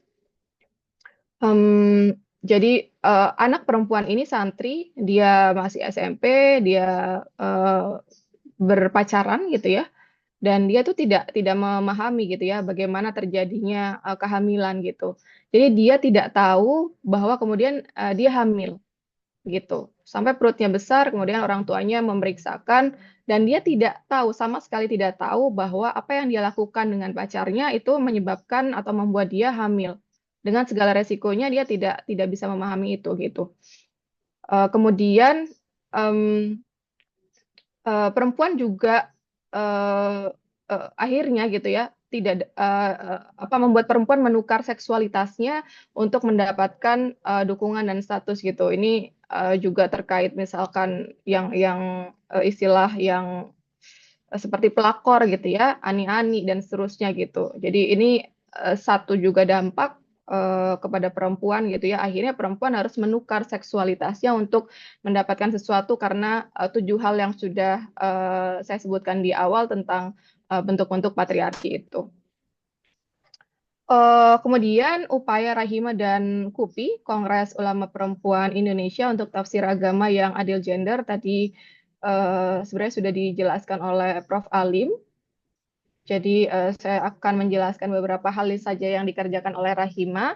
Dan oh ya, saya lupa menjelaskan gitu ya, memperkenalkan bahwa Rahima itu adalah sekarang sejak tahun 2024, Rahima itu adalah gerakan yang mengusung ulama perempuan untuk kemanusiaan dan alam gitu. Dan Rahima itu bercita-cita mewujudkan masyarakat yang mampu bertransformasi melalui kesadaran kritis menuju kehidupan yang penuh kasih sayang, bermartabat, berkeadilan sosial, dan berkelanjutan. Nah, salah satu concern Rahima yaitu mengembangkan pengetahuan berbasis pengalaman perempuan dengan perspektif Islam yang berkeadilan sosial dan mendukung pengorganisasian di dalam komunitas.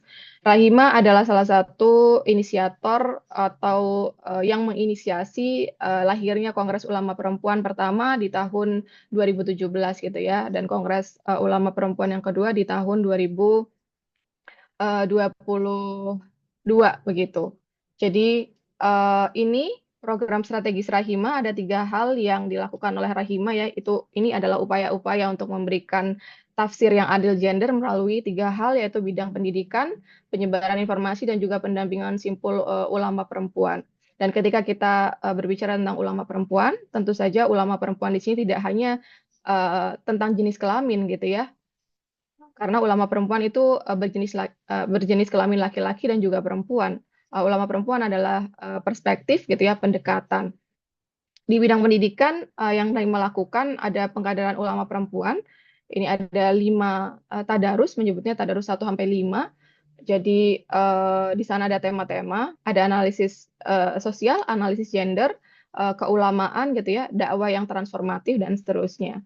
Ada juga madrasah Rahima untuk guru pendidikan agama, untuk mahasiswa, untuk tokoh agama, dan juga ada pool pengkaderan ulama laki-laki. Jadi khusus untuk berfokus pada maskulinitas yang sehat begitu. Kemudian pendampingan simpul ulama perempuan ada di berbagai wilayah di Indonesia gitu ya, ada di Jawa, ada di Jawa Timur, Jawa Tengah, Jawa Barat, Jogja, ada di Sulawesi Selatan, ada di Lampung, Aceh, dan seterusnya begitu. Dan penyebaran informasi ini menggunakan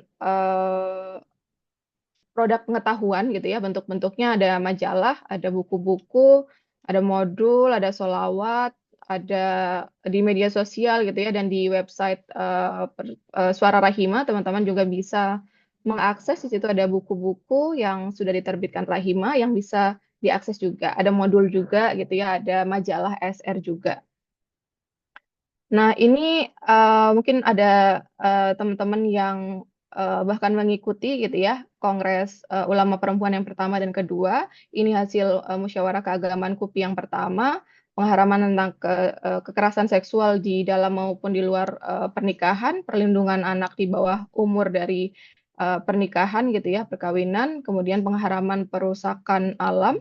Kemudian ini hasil musyawarah keagamaan KUPI yang kedua, atau lebih populer disebutnya dengan Fatwa KUPI 2 gitu ya. Yang pertama tentang peminggiran perempuan dalam menjaga NKRI dari bahaya kekerasan atas nama agama, kemudian pengelolaan sampah untuk keberlanjutan lingkungan hidup dan keselamatan perempuan, kemudian perlindungan perempuan dari bahaya pemaksaan perkawinan, yang mana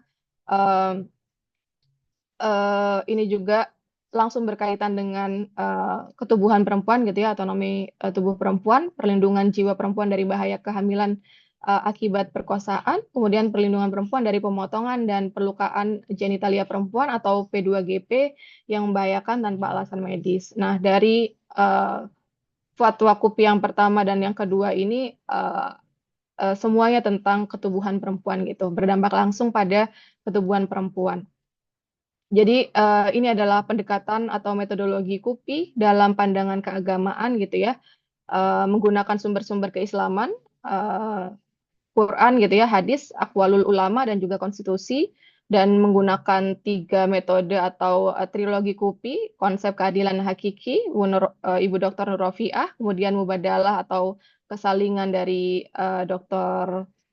Fakih, kemudian ada konsep ma'ruf dari Nyai Badriah Fayumi, dengan memperhatikan prinsip-prinsip maqasid syariah gitu. Kemudian tentu saja fatwa KUPI atau hasil musyawarah keagamaan KUPI ini memperhatikan pengalaman korban dan pengalaman perempuan sebagai pertimbangan dalam merumuskan pandangan keagamaan gitu ya. Karena seringkali kebijakan yang dibuat baik itu Perda, undang-undang gitu ya, RUU ataupun undang-undang itu tidak semuanya menggunakan perspektif gender, tidak semuanya menggunakan pengalaman biologis perempuan itu sebagai suatu pertimbangan gitu. Ini tauhid adalah fondasi gitu ya, bahwa perempuan dan laki-laki itu adalah hamba yang menghamba hanya kepada Allah gitu ya. Jadi perempuan tidak menghamba kepada laki-laki, begitu juga laki-laki tidak menghamba kepada perempuan. Jadi tauhid itu kita sebagai manusia, sebagai hamba hanya menghamba diri kepada Allah gitu ya, dan tidak boleh saling menghamba kepada manusia gitu. Karena pada praktiknya tentang bagaimana kita menghamba ini adalah tentang bagaimana kita harus menurut begitu ya kepada uh, pada laki-laki misalkan begitu ya, menurut mutlak gitu ya, atau patuh mutlak gitu ya, itu tidak boleh baik kepada laki-laki ataupun kepada perempuan. Ini peluang hak-hak perempuan. Jadi tadi udah dijelaskan tentang sexual politics oleh Kate Millett gitu ya, menggunakan kerangka atau teorinya Kate Millett. Jadi sebenarnya bagaimana kita berupaya untuk mencapai hak-hak perempuan gitu ya, itu menurutku balik lagi sebenarnya menggunakan teori itu gitu. Jadi 8 bentuk-bentuk patriarki yang disebutkan oleh Millett itu yang sebenarnya harus kita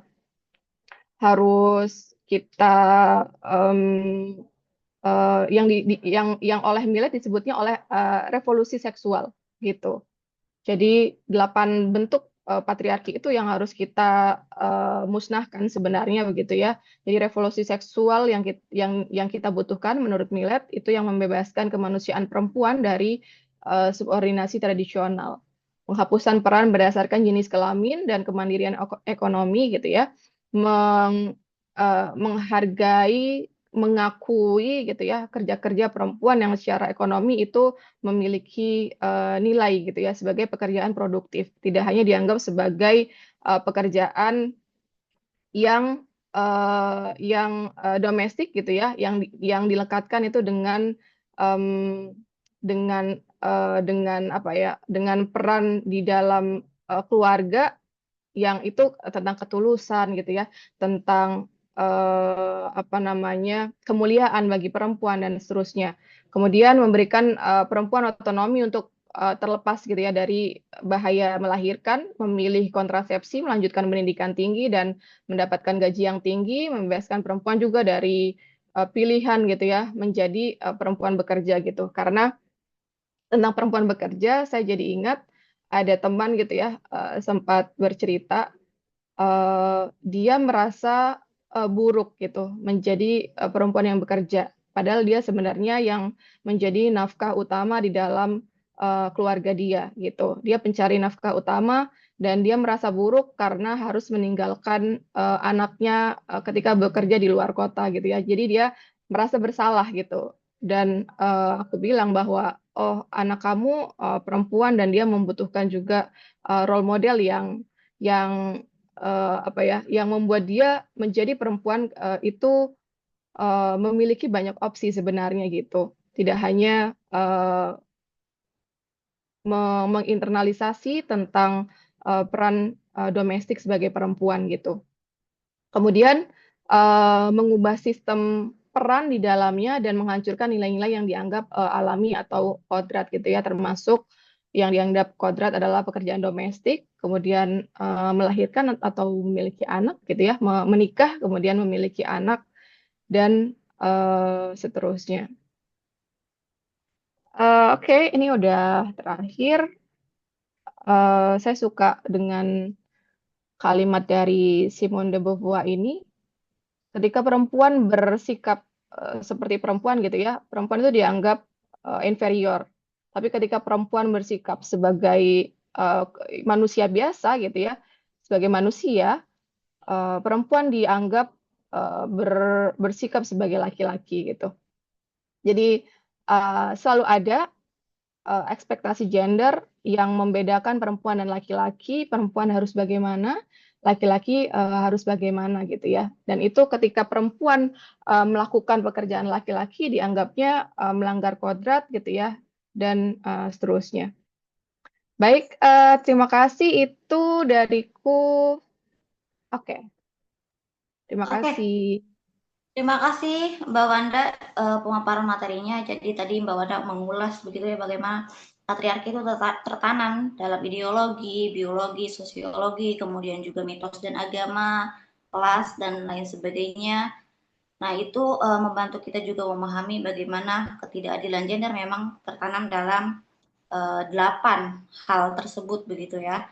Nah, Mbak Wanda juga tadi memperkenalkan tentang Rahima, jadi teman-teman mungkin yang butuh referensi bacaan terkait kesetaraan gender Islam dan sebagainya atau fatwa KUPI itu bisa nanti ke website Rahima ya Mbak Wanda ya. Itu cukup bagus banget untuk bahan bacaan kita semua begitu. Nah, bagaimana juga tadi Mbak Wanda memaparkan bahwa konsep-konsep persalingan, kemudian juga tentang keadilan hakiki, prinsip makosid syariah itu juga menjadi landasan dalam apa namanya perspektif yang digunakan di KUPI gitu ya di dalam gerakan Rahima dan itu jadi bahan bacaan kita, bahan fondasi kita untuk menambah wawasan dan perspektif kita ke depannya terkait kesetaraan gender dalam Islam, terutama dalam otonomi tubuh perempuan. Nah, teman-teman, sebelum kita ke sesi diskusi, mungkin aku untuk meminta ketersediaan teman-teman untuk berfoto bareng karena takutnya nanti teman-teman sudah tidak lengkap formasi kita, gitu kan. Sebelum itu kita foto bareng terlebih dahulu, nggak apa-apa ya. Yang teman-teman bersedia on cam, itu boleh di on cam kameranya. Setelah itu kita langsung ke diskusi lanjut. Oke, mungkin Kak Eva bisa bantu potbar ya. Oke, aku akan bantu ya. Teman-teman, aku perbolehkan untuk on cam bagi yang mau on cam ya. Karena kita Oke, Anik. mau isi dokumentasi. Oke, Oke, siap. di sini ada 3 slide ya, nanti satu-satu. Oke, 1, 2, 3. Oke, boleh slide kedua. Bentar, 1, 2, 3. Slide terakhir. 1, 2, 3. Oke, terima kasih teman-teman. Oke, terima kasih juga Kak Anis telah membantu kita potbar. Nah, selanjutnya kita lanjut ke sesi diskusi ya. Sudah banyak pertanyaan di kolom komentar sepertinya. Tapi sebelum ke kolom komentar, ada nggak teman-teman yang mau bertanya langsung begitu? Kalau memang tidak ada, nanti kita langsung ke kolom komentar. Atau boleh yang mau bertanya, boleh angkat tangannya. Ya, ada. Kalau nggak ada, kita langsung ke pertanyaan yang di kolom komentar dulu mungkin ya. Ada Atau teman Kak Atu, ada Oh ya, dari Kak Ais. oh ya, Kak Ais Jauhara. Silakan Kak Ais. Oke, makasih Mbak. Tadi Oke, seru sekali pemaparannya dari Mbak Wanda sama Bu Alim ya. Sebenarnya pertanyaannya agak lumayan apa ya, sempat dibahas juga soal otoritas tubuh perempuan ya. Kalau dalam Islam tuh kan eh, belum ada ya pembahasan perempuan itu bisa menikahkan dirinya sendiri gitu. Dalam artian beberapa keputusan itu tuh harus di apa ya, diwakili oleh wali. Nah, itu bagaimana usaha teman-teman mungkin dari KUPI, mungkin dari ulama perempuan di Indonesia mengusahakan tafsir itu. Karena aku rasa nggak semua perempuan punya privilege yang kayak dia punya wali yang jelas gitu. Terus yang kedua itu itu soal otoritas tubuh, terutama pemakaian jilbab ya, hijab. Sejak kapan itu menjadi standar kesolehan gitu? Ketika perempuan berprestasi nggak pakai jilbab, kamu pakai jilbab. Tapi ketika dia pakai jilbab, dia menyuarakan, oh saya tidak setuju dengan ini, oh saya suka menari, saya punya hobi. Ya kamu ngapain hobi-hobi kayak gitu? Percuma pakai jilbab tapi kayak gini-gini. Nah, itu yang menjadi perempuan tuh bingung gitu. Apakah jilbab itu menjadi pilihan yang tidak membatasi atau justru malahan usaha untuk mendisiplinkan perempuan? Mungkin itu pertanyaan saya. Terima kasih. Oke, sama-sama Kak Ais ya. Mbak Wanda dan Prof, kira-kira mau langsung dijawab atau kita tampung dulu pertanyaannya?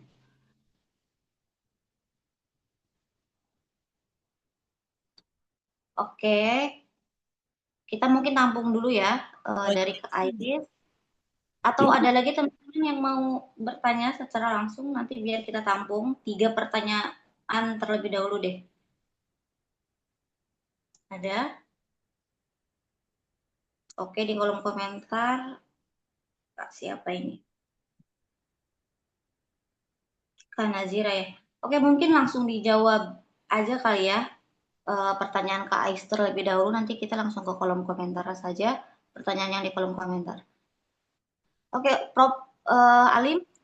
Untuk Prof. Alim gimana? Tadi Kak Ais bertanya tentang apakah perempuan itu belum membahas gitu, perempuan yang bisa mewalikan dirinya sendiri, soalnya kerap kali ada gitu kasus-kasus yang memang perempuan yang tidak memungkinkan gitu untuk diwalikan, atau mungkin terjadi ada kasus yang ayahnya sudah meninggal, atau banyak kasus lain yang memang tidak bisa diwalikan oleh wali dari pihak keluarga misalkan.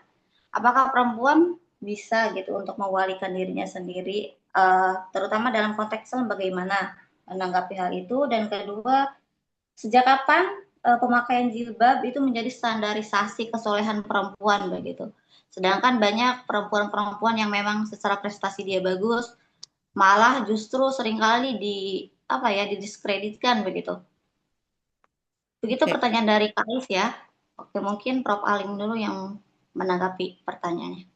Silakan Prof. Ya, terima kasih ya Kak Ais ya, tadi yang sudah menanyakan 2 hal. Yang pertama, apakah perempuan boleh menjadikan wali menurut Islam? Nah, sekali lagi, Islam yang dipahami oleh siapa? Kalau yang dipahami oleh kelompok progresif seperti saya, boleh-boleh saja, kenapa tidak? Kan begitu. Toh Imam Abu Hanifah ya, sebenarnya dia juga berpendapat perempuan itu bisa mewalikan dirinya sendiri. Tapi kenapa kok di Indonesia nggak lazim? Karena di Indonesia kebanyakan Syafi'i gitu. Sehingga nggak lazim gitu. Nah, kemarin saya sebenarnya fungsi saya menjadi wali pada ponakan saya ketika ponakan saya menikah. Ponakan saya itu yatim piatu di rumah saya, tempat saya itu sudah 13 tahun. Nah, ketika dia berkenalan di online, aplikasi jodoh online, sudah ketemu 3 kali, keempat kalinya lalu diperkenalkan kepada kami. Dia satu rumah sama kami, ya ponakan saya. Nah, kemudian saat kita ketemu dengan calonnya itu, namanya Mas Pras gitu ya, dia bilang gini, Mas, saya itu orang baby boomer, umur saya itu udah 50 tahun ke atas. Saya itu komisioner Komnas Perempuan. Satu harinya ngurusi 16-17 kasus. Di antara kasusnya adalah kebohongan di online. Gitu. Artinya kamu tahu berhadapan dengan siapa. Aku kan gitu. Gimana? Lanjut, pikir-pikir, atau mundur. Aku kan gitu. Lanjut. Oke, lanjut. Dah, yang kedua, prinsip pernikahan keluarga besar kami adalah monogami. Jangankan berpikir poligami, pokoknya monogami gitu. Terus macam-macam lah, kayak bin-win itulah, kesalingan ini itu sama-sama ridho dan macam-macamnya gitu. Gimana? Lanjut apa pikir-pikir atau mundur gitu kan? Lanjut. Nah, ini ponakan saya ini sama adiknya, dia yatim piatu sama adiknya. Jadi kalau kamu menikahi kakaknya juga harus bertanggung jawab pada nafkah adiknya. Gimana? Lanjut. Terus akhirnya kamu kayaknya tadi ke sini naik sepeda ya, sepeda motor ya. Berarti terjangkau. Rumahmu mana sih? Gitu. Oke. Baik. Kamu ada cara enggak hari ini? Boleh nggak kami ke rumahmu sekarang? Bingung dia, ya kan? Wah, ke rumah kan gitu, nggak usah repot-repot. Yang penting tikarnya di apa itu dijereng aja gitu ya. nggak usah repot-repot gitu. Akhirnya mungkin agak-agak kaget dia, tapi kemudian akhirnya kami main di hari itu untuk memastikan. Nah, setelah main ke rumahnya ganti ponakan saya yang saya tanya, gimana Mbak? Ini sekarang udah tahu keluarganya, udah tahu rumahnya, tempat tinggalnya mana, mau pikir-pikir lanjut atau mundur, awan gitu. Nah, ponakan saya yang perempuan lanjut bule. Oh ya wes, dua-duanya udah pada lanjut kan. Nah, saya mempraktekkan saya sebagai wali nikah. Karena wali nikah itu memastikan bahwa yang dalam perwalian kita, dia tuh menikah dengan orang yang baik-baik, dia tidak ada persoalan, bukan penipuan dan macam-macamnya. Walaupun ketika akad nikah resminya tetap adiknya laki-laki yang jadi wali nikah.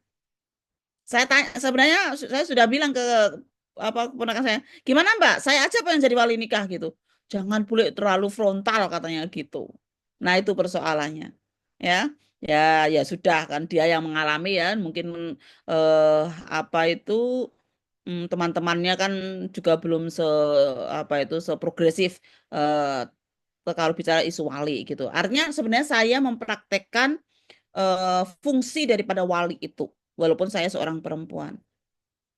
Tahun lalu ketika ada Global Conference Women Rights in Islam, ya, yang kita mengundang 37 negara, 4 diantaranya adalah Grand Syekh dari Al-Azhar. Nah, kami dari Aisyah, ya, dari Tarjis saat itu menyampaikan, nggak ada masalah perempuan itu jadi wali gitu. Tapi mereka yang belum berani. Ya, mereka yang belum berani gitu. Artinya kemungkinan perempuan jadi wali itu sebenarnya dalam wacana atau dalam Islam yang dipahami oleh kelompok progresif ya nggak ada masalah gitu. Karena lebih kepada substansi. Kalau kelompok konservatif yang nggak boleh berubah itu termasuk metode. Ya, kalau kelompok moderat yang nggak boleh berubah metode dan tujuan. Kalau orang progresif, yang penting itu tujuannya. Mau metodenya, mau cara seperti apa, yang penting makosid syariahnya itu nggak berubah gitu. Jadi kalau tadi misalnya dengan cara mau walinya itu mau laki-laki, mau perempuan itu kan metode sebenarnya. Ya kan? Kalau orang konservatif Yes. itu metode termasuk konsep yang nggak boleh berubah gitu kan. Nah, kalau yang saya lakukan tadi berarti proses mantennya itu moderat. Yaitu substansinya dipastikan nggak ada masalah, tapi wali nikahnya ketika formal itu tetap laki-laki adiknya gitu. Itu moderat itu. Nah, yang progresif ya substansi maupun realnya secara formal ya siapa yang kemudian dia punya kemampuan ya untuk memastikan itu gitu. Kalau dalam persoalan keponakan saya tadi kalau mau pakai progresif ya yang memastikan saya dan yang jadi wali nikah formal ya saya misalnya begitu. Nah, ini misalnya cara melihat tentang memahami 3 pemikiran itu. Nah, yang kedua adalah masalah jilbab. Ada buku yang menarik tentang evolusi cara berpakaian perbandingan antara Arab Saudi dan Indonesia.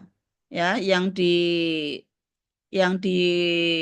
lead oleh Profesor Qurtubi dan saya juga menulis di sana, Kiai Husain juga nulis di sana.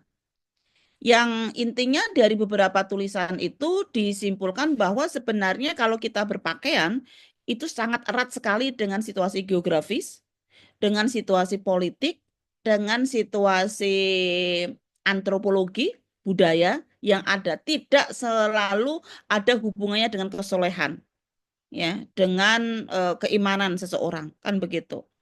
Karena kalau kita lihat dalam sejarahnya, pakaian longgar itu bukan hanya pakaian Islam, tapi juga pakaian Nasrani, pada pakaian Yahudi, pakaian utamanya adalah agama-agama Abrahamik yang ada dari Timur Tengah, yang dari gurun pasir sana.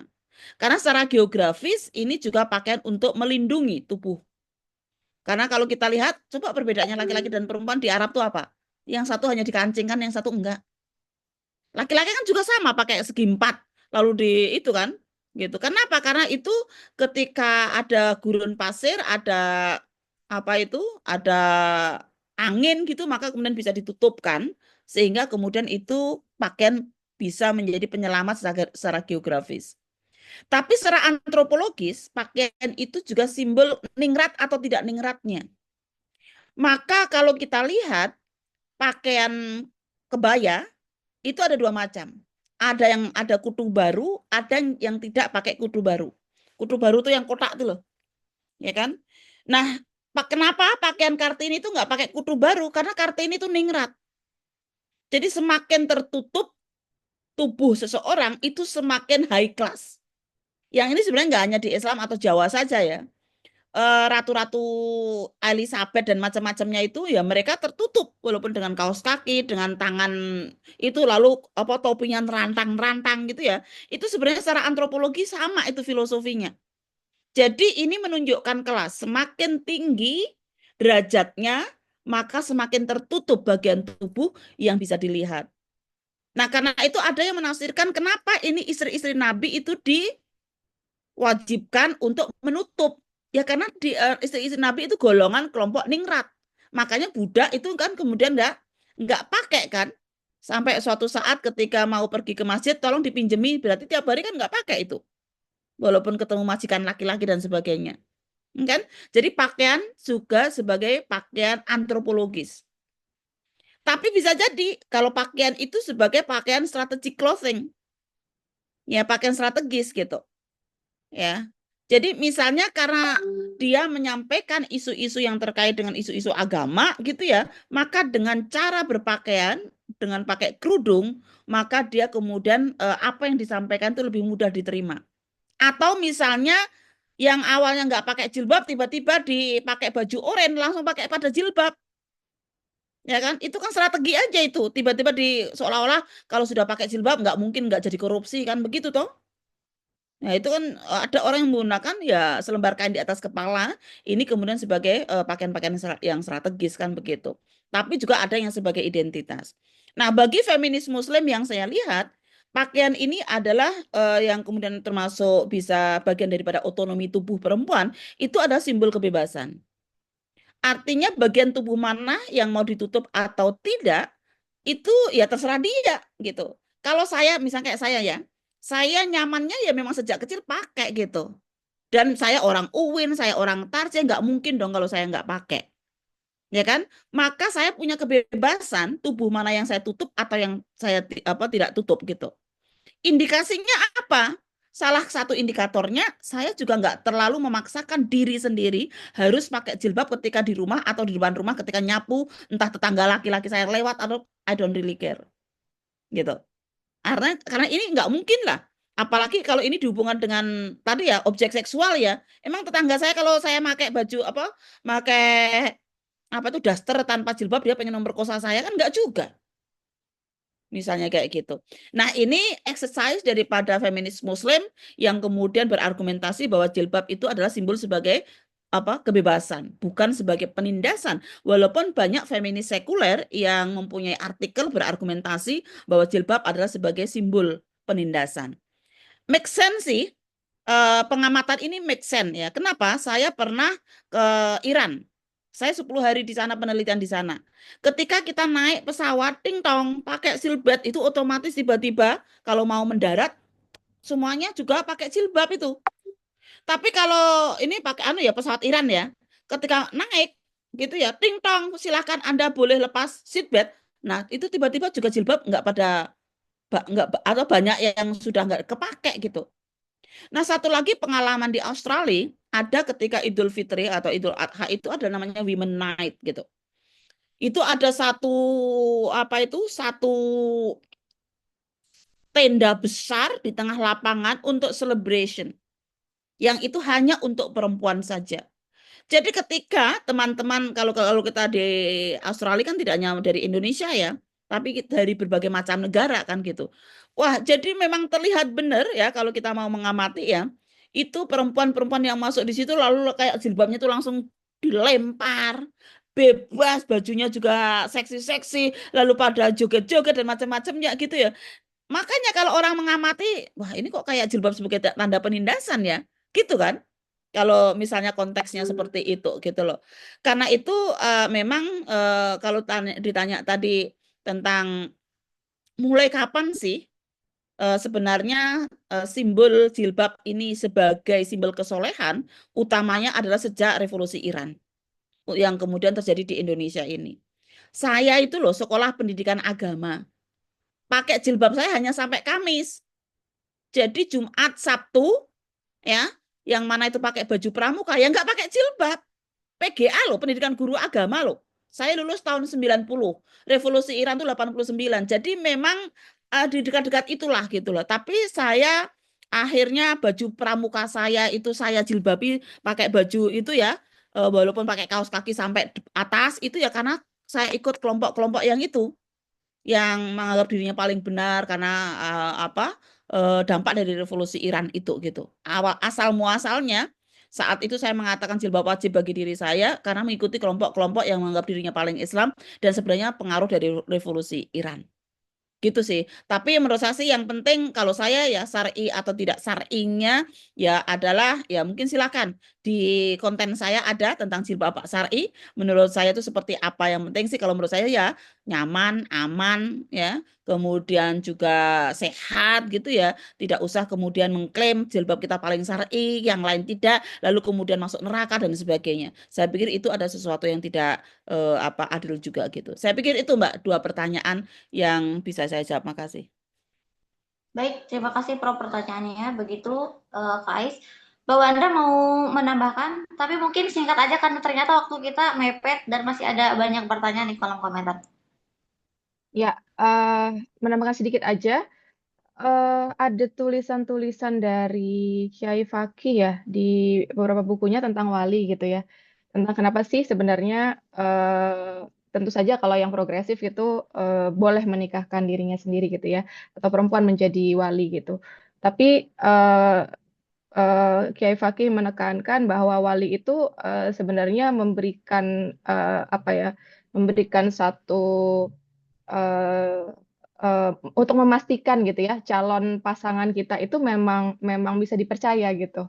Jadi itu perspektif lainnya kenapa sebenarnya juga butuh wali meskipun ada juga yang tadi dijelaskan oleh Prof. Alim kalau yang progresif tentu aja dia bisa menikahkan dirinya sendiri gitu. Tapi kalau melihat juga tentang kemaslahatannya gitu ya itu juga bisa menggunakan wali atau bersama wali dinikahkan oleh wali dengan manfaat-manfaat itu gitu.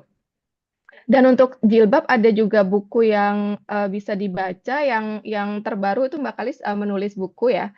Esok Jilbab Kita Dirayakan gitu. Itu sangat menarik dan sangat kontekstual dalam praktik atau penggunaan jilbab sehari-hari gitu ya. Kemudian juga ada jilbab antara kesalehan dan kesopanan dan juga perlawanan gitu. Jadi bagaimana sebenarnya berbicara tentang otonomi tubuh menggunakan jilbab atau tidak menggunakan jilbab atau menggunakan pakaian tertentu atau tidak menggunakan pakaian tertentu. Nah, sebenarnya di situ bukan menggunakan pun menggunakan pakaian yang terbuka gitu ya. Kalau terpaksa itu juga bukan otonomi tubuh yang dimiliki oleh perempuan gitu. Itu aja Mbak Atuh, terima kasih. Oke, terima kasih Mbak Wanda. Kita lari ke kolom chat ya. Jadi ada teman kita di sini namanya Aksi Kamisan. Nah, bertanya, selamat sore Kakak, izin bertanya, kapan patriarki dikenal dalam Islam? Mengingat 25 nabi dan rasul yang wajib dikenal di sekolah-sekolah cenderung dijelaskan identitasnya sebagai gender laki-laki. Oke, mungkin Prof bisa menjawab singkat aja, nanti Mbak Wanda juga respon singkat setelahnya. Ya, kapan ya patriarki itu ada ya? Ini udah lama banget ya patriarki yang ada itu kayaknya sejak ada manusia gitu ya. Nah, sebenarnya yang mengatakan Nabi itu 25 itu bukan Al-Qur'an ya. Itu kan orang-orang Islamic Studies. Karena itu ada dalam satu tafsir itu bahwa Nabi itu bisa 8 ribuan gitu ya. Kalau Nabi itu dalam arti orang yang mendapatkan wahyu, maka sebenarnya ibunya siapa Nabi Musa ya itu juga nabi gitu. Lalu si siapa ini ibunya Nabi Isa dia juga bisa nabi gitu ya karena mereka mendapatkan wahyu gitu kan. Sehingga sebenarnya sih perlu kita challenge juga ya tentang 25 nabi dan rasul yang sudah sangat menguat ya di dalam pelajaran-pelajaran Islamic Studies gitu. Itu yang terkait dengan nabi. Terus ini dari Kak Zalfa. selanjutnya mungkin langsung aja ya Prof ya ke selanjutnya nanti biar Mbak Wanda merespon juga bagaimana. Oke, masalah child free itu ya, masalah child free, ada bukunya Kang Fakih yang baru itu ya, dari child free ke aborsi atau dari aborsi ke child free itu gitu ya. Yang intinya adalah sebenarnya menikah tidak menikah itu adalah pilihan dan itu hak setiap orang ya. Namun dalam banyak teks keagamaan itu memang agama Islam itu mendorong umatnya untuk menikah. Tapi bukan mewajibkan ya, bukan mewajibkan. Nah, yang menikah pun itu nggak ada tujuannya supaya punya anak gitu, nggak ada. Tujuan menikah itu adalah untuk litaskunu ilayah, untuk ketenangan. Tapi lagi-lagi untuk kemaslahatan, maka juga mendorong umatnya itu yang menikah itu untuk punya anak. Ya mungkin kalau saya bisa mengatakan misalnya begini aja ya, Islam yang dipahami Muhammadiyah aja deh gitu ya.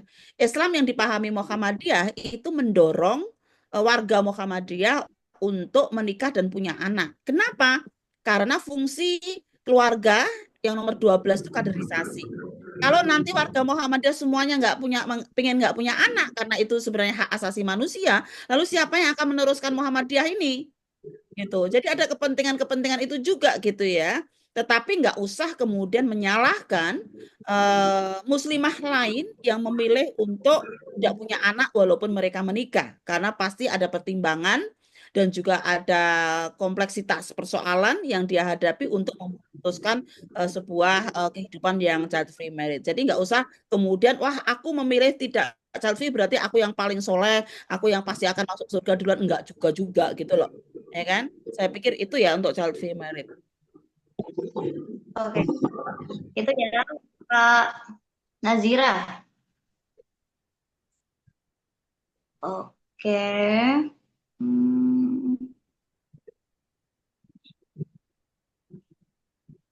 Mana?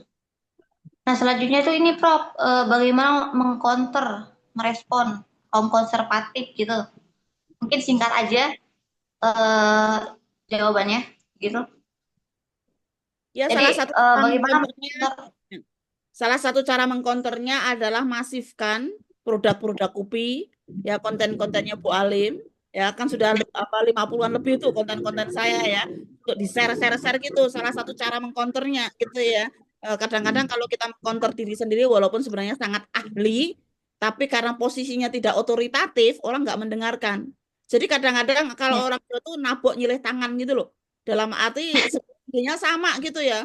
Mbak Wanda ini juga sudah sangat luar biasa gitu ya. Tapi kadang-kadang ketika disejajarkan dengan Kang Fakih atau Mbak Nurofia, mereka mungkin lebih otoritatif gitu. Padahal sebenarnya pemikirannya ya podo wae gitu ya. Karena itu kita perlu berstrategi untuk bagaimana kita mengcounter orang-orang yang konservatif itu gitu. Oke, terima kasih Prof responnya. Dan satu lagi, mohon maaf, satu lagi supaya kita juga tidak ada kesan memaksakan. Adalah silahkan, ini ada tiga pemikiran paling tidak kalau sesuai dengan pemikiran saya tadi ya, silahkan dipilih tapi siap dengan segala macam konsekuensinya, ya kan? Artinya kita mencoba untuk mendidik audien masyarakat supaya juga lebih kritis terhadap dan menerima konsekuensi-konsekuensi daripada pilihan tadi. Katakanlah jika misalnya mereka melarang perempuan untuk bekerja di rumah saja gitu ya, suaminya melarang begitu, sementara hartanya belum sampai pada 7 keturunan, gitu kan? Maka siap-siap aja kalau dia mati duluan, dia akan cemburu di alam kubur. Karena kemudian perempuan-perempuan yang tidak berdaya secara ekonomi bisa jadi dia kemudian segera dinikahi oleh laki-laki lain, kan gitu. Tapi kalau perempuan berdaya bisa jadi nggak mau menikah lagi kan gitu. Misalnya ini salah satu konsekuensinya kalau mau memilih pemilihan yang konservatif dalam persoalan isu nafkah misalnya, ya kan?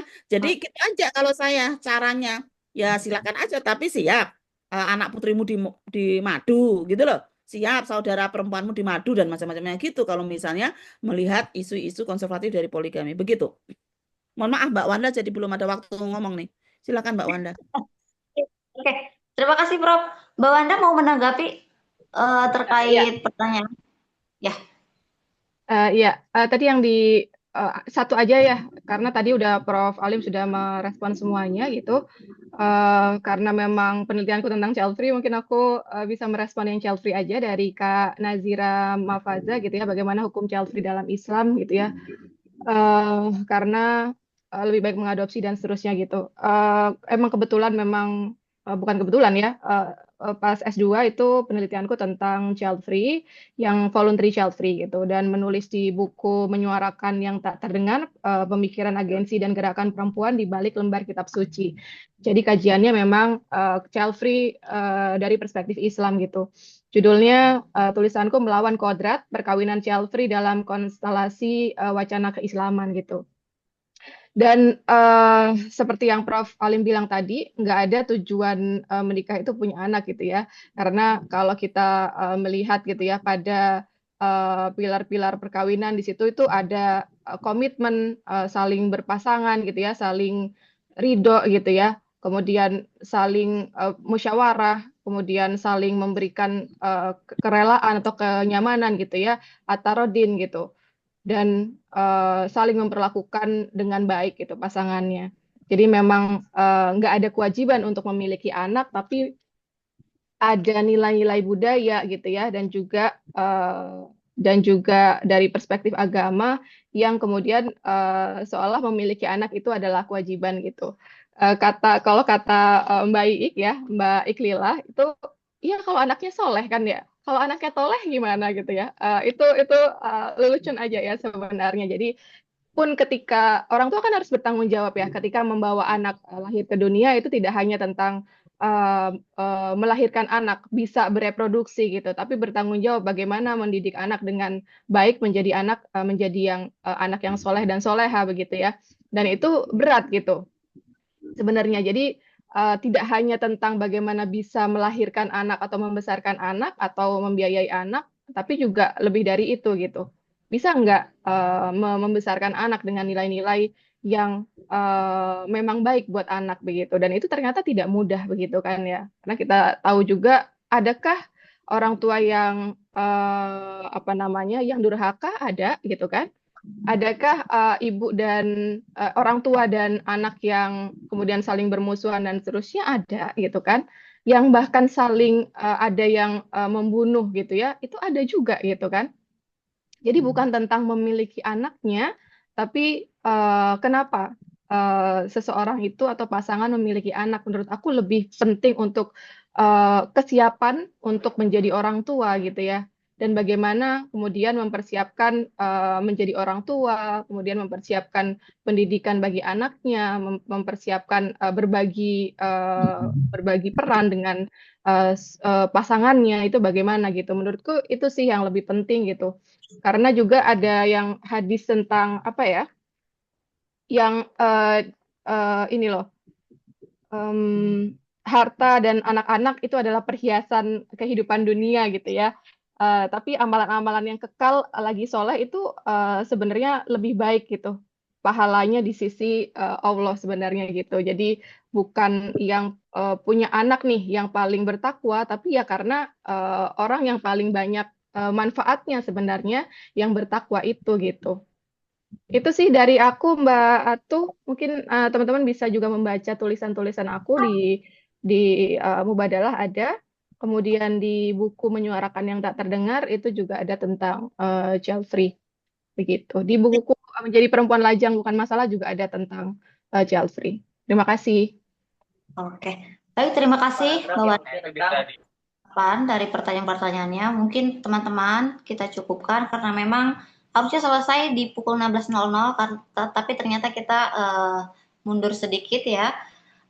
Jadi tadi sudah disampaikan banyak sekali materi yang memang sangat komprehensif dari Prof. Alim dan juga Mbak Wanda terkait otonomi tubuh perempuan, bagaimana sebenarnya Islam sendiri memperhatikan lebih gitu pengalaman reproduksi perempuan yang memang punya pengalamannya sendiri, dan itu sebagaimana tadi sudah dijelaskan Prof. Alim bahwa memang ada kayak tuntunan ya bagi perempuan yang menstruasi, harus bagaimana diperlakukan, ibu yang menyusui, perempuan yang menyusui, yang hamil, dan memang beban-beban reproduksi itu harus di garis besarkan begitu, bahwa memang itu harus diperhatikan lebih karena memang perempuan punya pengalaman reproduksinya sendiri begitu.